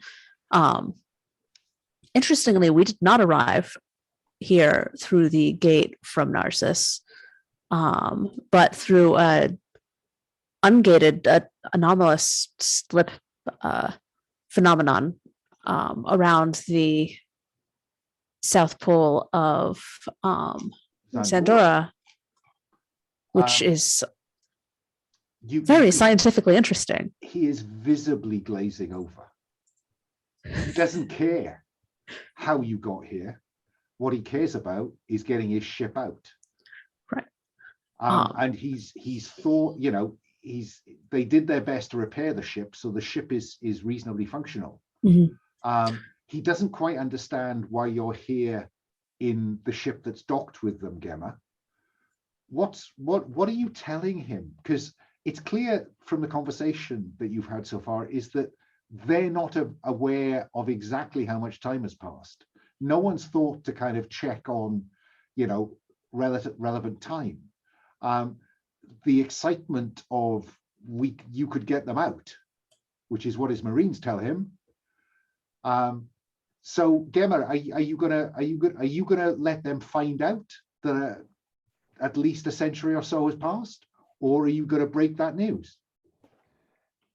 No, I think Gemma will break the news, but I mean, in the sense of it's like a tactical update, right? It's like, this is your situation, Captain, and then lays out you've been in stasis for X hundred years, or whatever it is, right? And then, and then starts to lay out that the Civil War has been over for, Who won? And I think they'll just say, Captain, as well as I do, no one won. I think that would be a good point to end that scene, actually, because I think the sense of the captain coming to terms with that, and what he does with that information is probably something that ought to happen off screen.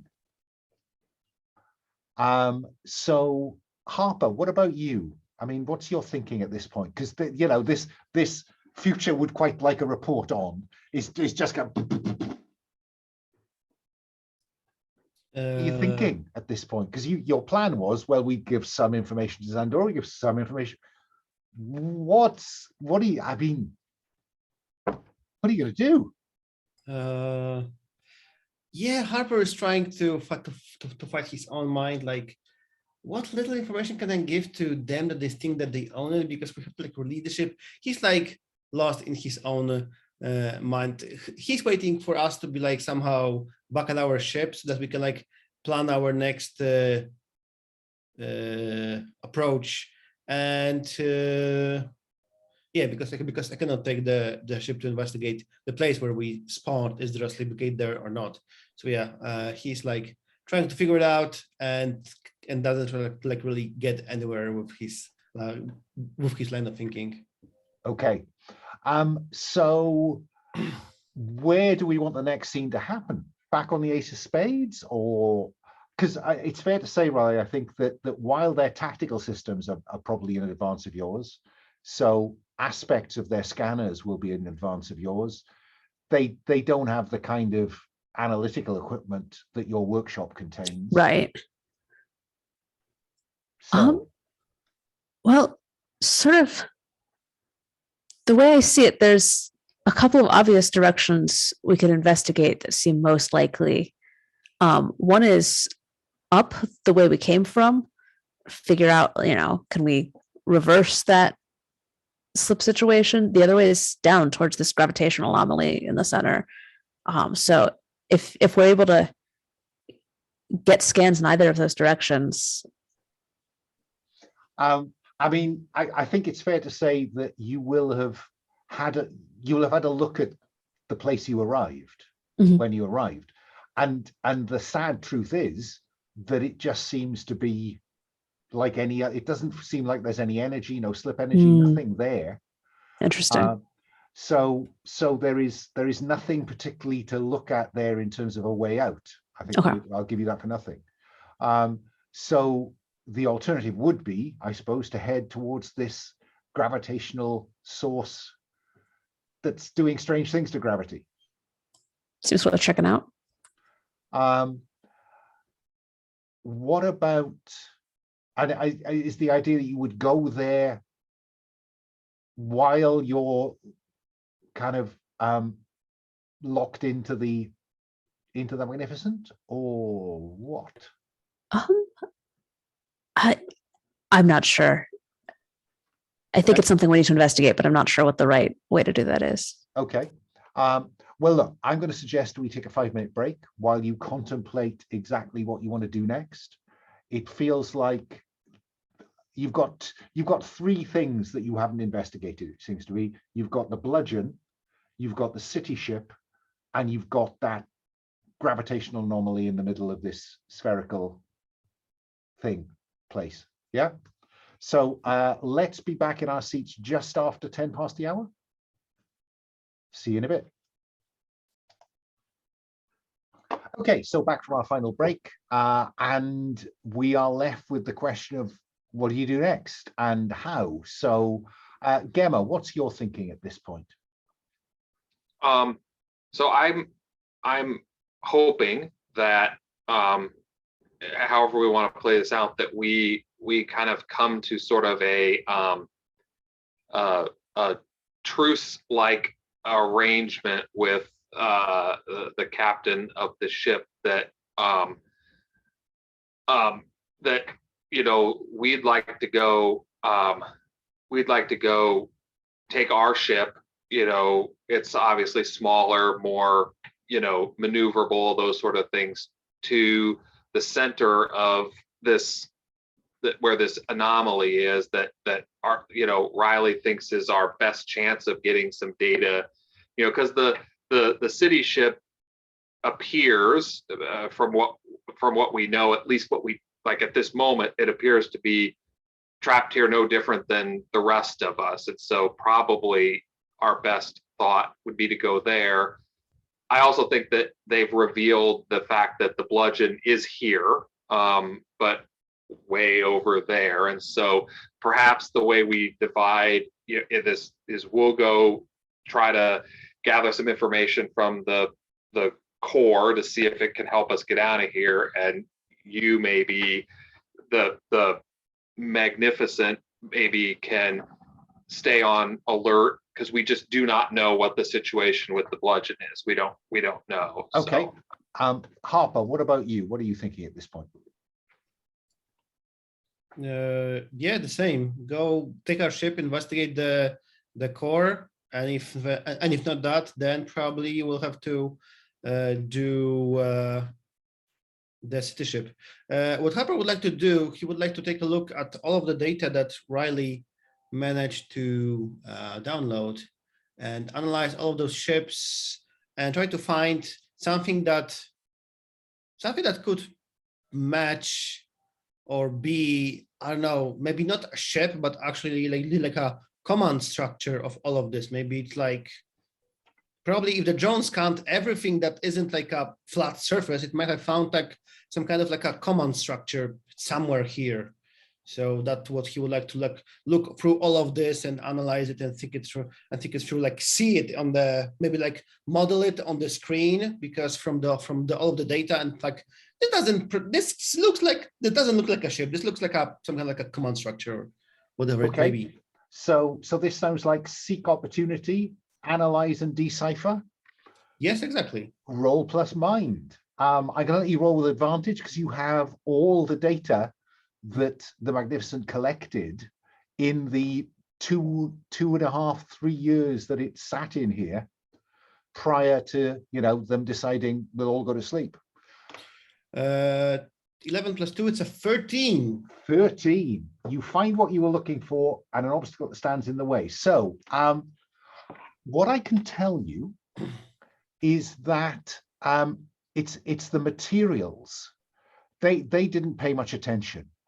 But I can tell you that, the plates on which you landed that are orbiting, if they're in stationary orbit around that gravitational source. The material they're made out of resembles the material that the slip gates are made out of.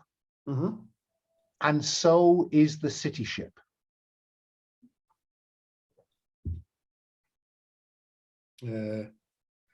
Perfect. Now, you can define the obstacle that stands in the way of further investigation or whatever you're going to find wherever you go.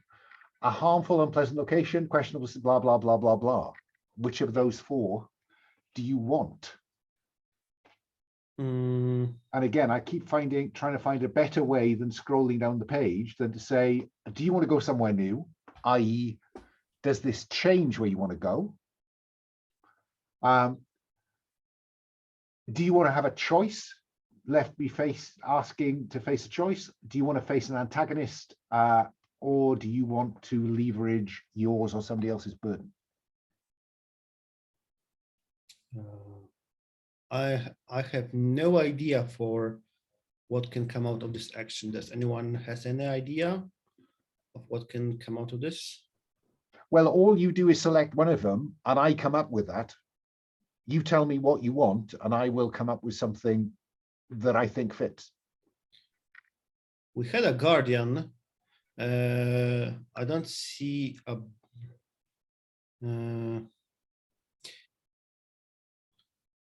Yeah. Gosh, I cannot like fit in my burden into this, but I want to suggest to Riley that maybe like this is the place that you really want to go. I don't know.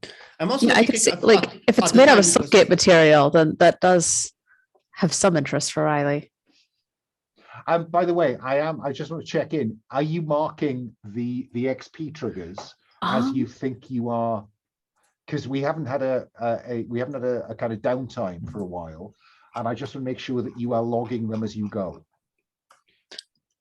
A good point. Like, I think, Harper, you ran into your burden earlier. You did. I don't think so. Not really. I'm just like I think I'm zero experience today. Anyway, I'm just like thinking about the time and the thing that I'm not here for the next game. So I'm just like wondering, this ship looks like a big deal. So although I would like you to go there. But maybe that's another inspiration. I think should we just? It's so weird. All I'm saying is remember to be just flagging those as you go, because it's likely to be next time at the earliest we're going to have a downtime, and you may have forgotten stuff because the last time we had a downtime it was on Zandora. So just bear that in mind. So the question is, city ship, gravitational anomaly.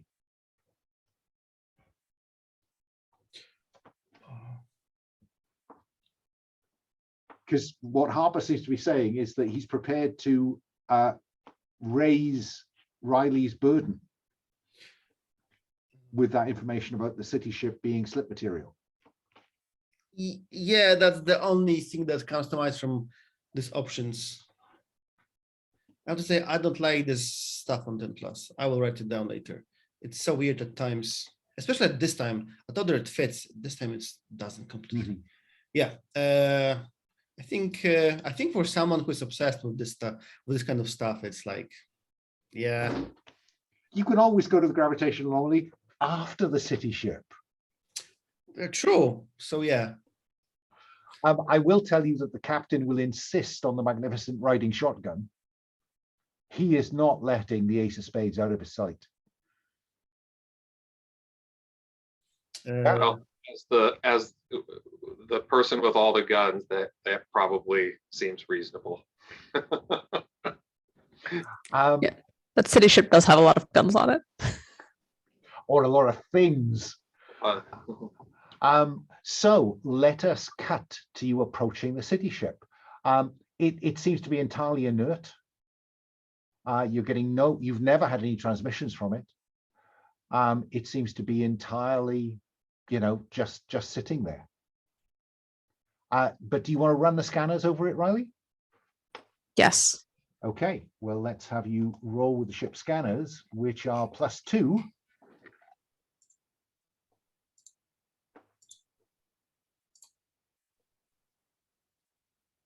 All right, so that is 7 + 2 is 9. Okay, so do you want this to have a guardian? Do you want it to involve a questionable or unsavory act? Do you want this to be a harmful or unpleasant location? I think burden we've done to death on this one. I feel like harmful and unpleasant location makes sense here. Fine. 7 to 9 chooses one or increases severity. So this is going to be his significantly unpleasant location. Yeah. Okay. So the captain of the Magnificent says that he's helped you get here in a way that keeps you away from the sensor shadow or in the sensor shadow of the bludgeon, because he does not want the bludgeon to wake up. He wants to get out. He wants to leave the bludgeon here. Gemma, you may have a view on that when the time comes, but that is the captain's clear intention. I think you are probably going to need the breaching pod for this one.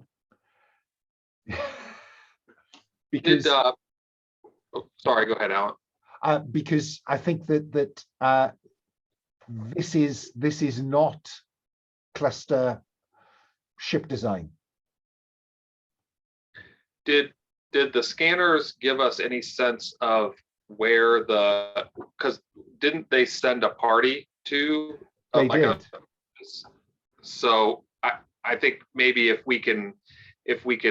it makes sense that the scanner data maybe it doesn't find that, but we could take the breaching pod to where they went. I do like the idea of it being the torpedo that goes into things. I in my mind had it as a more versatile thing that it could attach to a and drill a hole or whatever. Yeah. Or it could be spun around and be burst right through something. So both of those things. Yeah. So yeah, I've been itching to see it work. So I think what I think it says is, when you breach another ship or structure, pick a system and preferred components. So in terms of systems, there's helm, there's hull, which is where cargo is, there's engineering, and then there's quarters, which is the rest.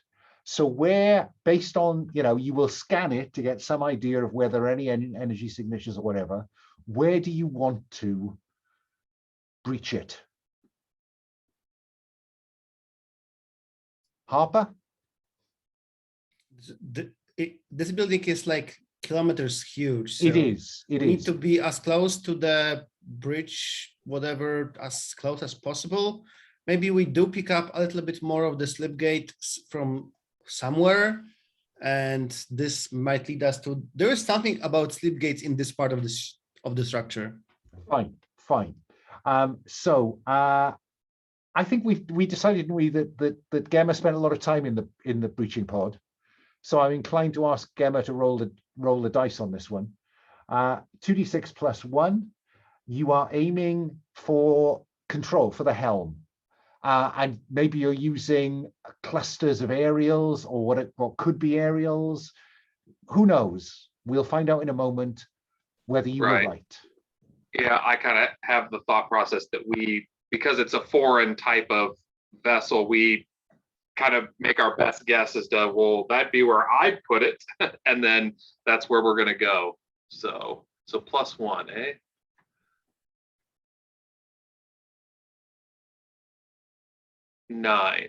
Nine, so close. On 7+, you will be able to board the ship. Fine. On 7 to 9, choose one. Either you let me choose a different system, or it's a clumsy approach and anyone or anything on the ship is prepared for you. So either you go somewhere else other than the helm, or you arrive at the helm, but they know you're coming. What do you guys think? I don't want to. I personally am leaning a little towards different system, but I'm okay as well. With whatever the gang decides. Who doesn't want to arrive in the wrong place and have to trek to the right place through a city ship? Yeah, okay. So I think that what you thought was where controls might be, I think that you come into what appears to be an enormous cargo space, a vast multi-layered atrium is where I think you're going to come in. And do you want to come in? Do you want to burst through the side of it, or do you want to lock on and drill through? I will let Harper decide, since it's Mr. Intrusion. I just Pavel seems very. I'll let you decide the fiction here. So I'm sorry, what is the choice? I'm curious whether you want this to have burst through the side of the structure, or whether you want to envisage the breaching pod as a more sophisticated kind of lock on and drill through.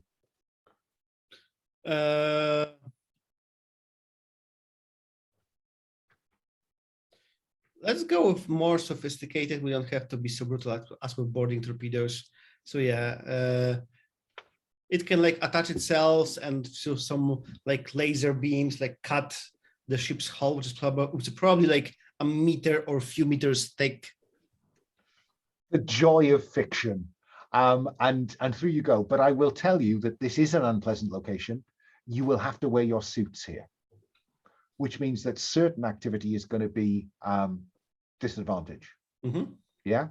And before you launch, the captain says, okay, we'll Gemma, do you want to give him a name?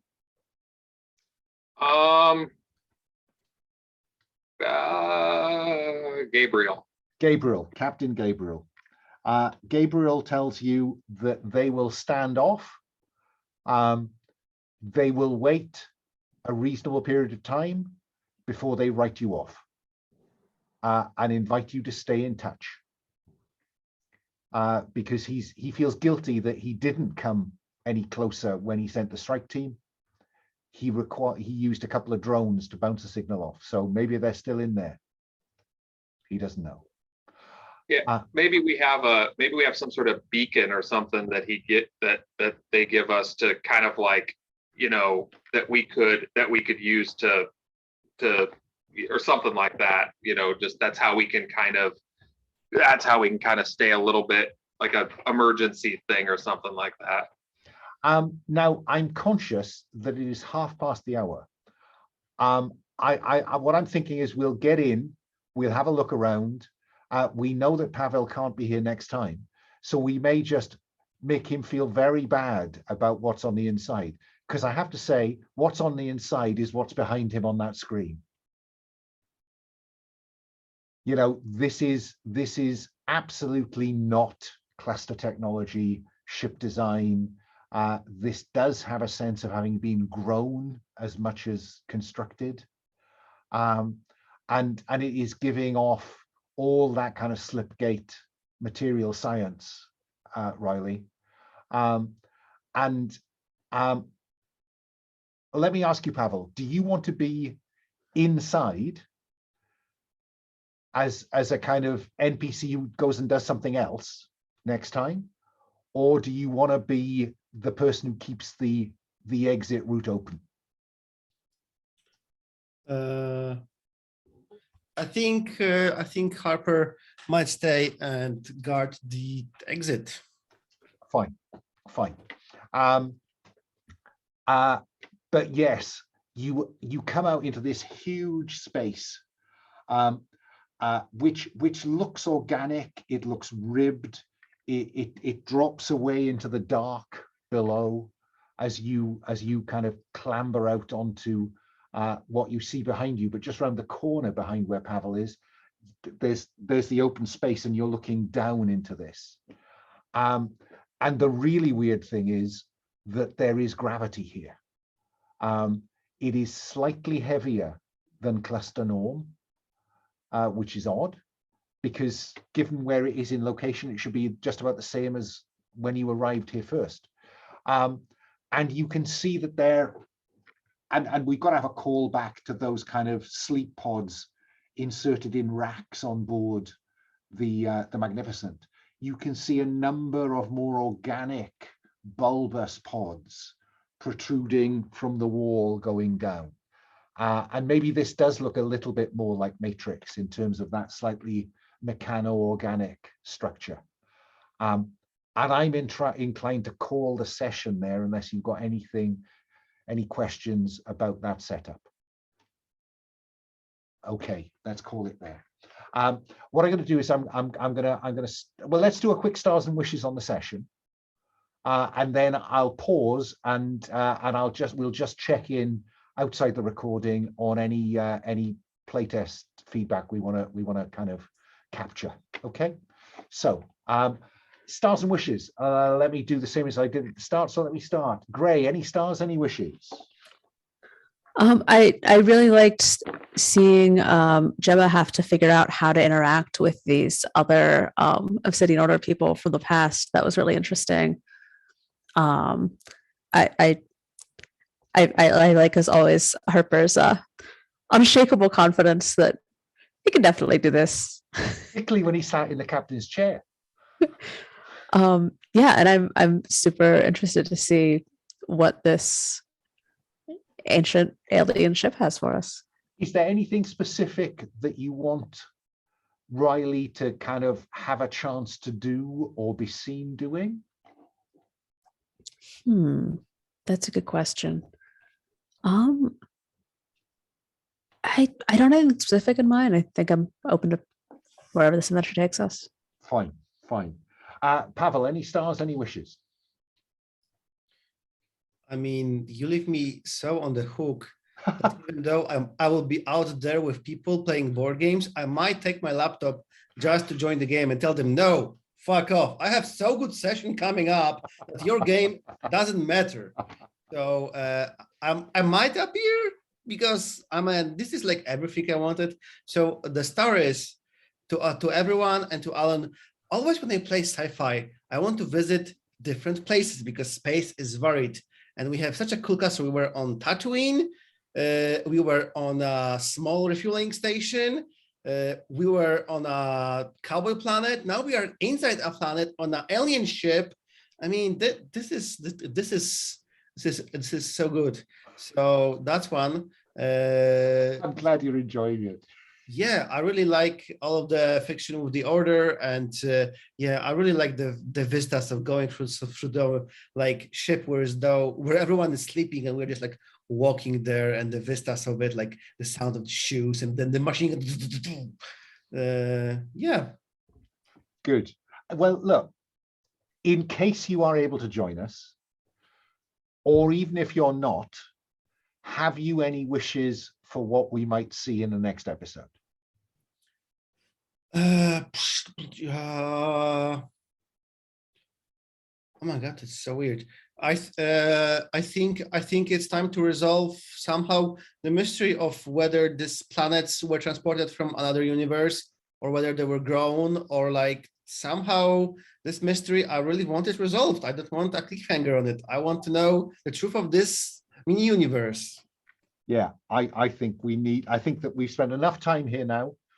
So sometime in the next episode, we need to reveal what's going on or find a way out or whatever else. Yeah, no, I'm with that. And I think the other wish is I really want to wish Riley's end game, because this brought us here. I'm like really sure what are they planning to do with this? Do they want to like go back and just like be famous again? Like what's their end game? So I want to like see what their discovery leads them to do with it. Because at some point we'll have to I will have to decide what we give to future, or we give the future nothing and I'll be fugitive. We'll see, but I'm really looking forward to where this following the myth leads Riley. I think that's very cool. Yeah. What about you, Joe? Stars, wishes? Yeah, no, the stars I think are everybody first of all, Pavel, the unfolding of the scene with in the Magnificent, right? With I could see that in my mind's eye, and that was pretty amazing. I loved it. And but then just like, right, Greg, when we, both you guys are, I hope I am too, but like both you guys, the just leading right into your character so well, right? Like the whole no, like it's almost uploaded, right? And then when you stepped out and said, with your hands on your hips, all like, I mean, I'm loving all of it, right? And so that's pretty awesome. And Alan, I want extra special star. I mean, we continue to left turn after hairpin turn after jumping through a slip gate. And you've kept up and brilliantly. So, I mean, I feel like we've dumped a heavy cognitive load on you with all of our S curves and things that we keep throwing into the game, and you've handled it brilliantly. So thank you very much. Wishes? I think pretty much what everybody else said I'm in line with, right? Like I do agree with Pavel that I would like us to kind of resolve this mini arc and then maybe, to something else. I'm really interested also in, I'd like to give Gray an opportunity to explore the burden more, right? Like, because like, and to what Pavel said, to where that's going, right? Like you're all of what you're doing is, it seems like, is to a means to an end. And if that end is be famous again, if that end is whatever that is, I'm kind of really interested in that as well. And one of my other wishes would be, and I'm not dead set on this, so I'll just toss it out there, but like I really like the idea of this sort of biological thing or whatever, but maybe it not be a total horror thing, right? Like I like the aesthetic, right? The Geiger-esque type aesthetic and everything, but maybe I do like the idea of this being able to be parlayed by Riley into something that they can use to maybe address the burden things or stuff like that. So I think I can work with that. So we what I'm getting from that is we don't want an episode of Aliens, the TV series. that would be me, but like if if somebody else had a strong opinion that by like, wouldn't it be kind of cool if we did some xenomorph killing? Then I could probably get on board with that. But that feels a little outside the vibe of what we've been doing. Yeah. No, I mean, I can quite imagine a circumstance where Gemma has to hold off something while Riley resolves something. Yeah. Yeah, for sure. It doesn't have to be friendly, right? I'm with you. But, I'm with you. Stars from me. Yeah, I right from the very start, I enjoyed Pavel, Harper's complete confidence. Yeah, I can just I tell you what, Gemma, just run across that corridor and draw fire so I can immobilize the defense system. And yes, the way you keyed us into that idea of we need to see these ranks of stasis pods or whatever they are. All of that was great. Gray, that continued your willingness to take any opportunity to go for the burden. Yeah. Oh, you mean? Oh, yeah. No. Just a little bit more. Just a little bit more. That was. Thank you for going along with that, because it's just a way of creating tension, isn't it?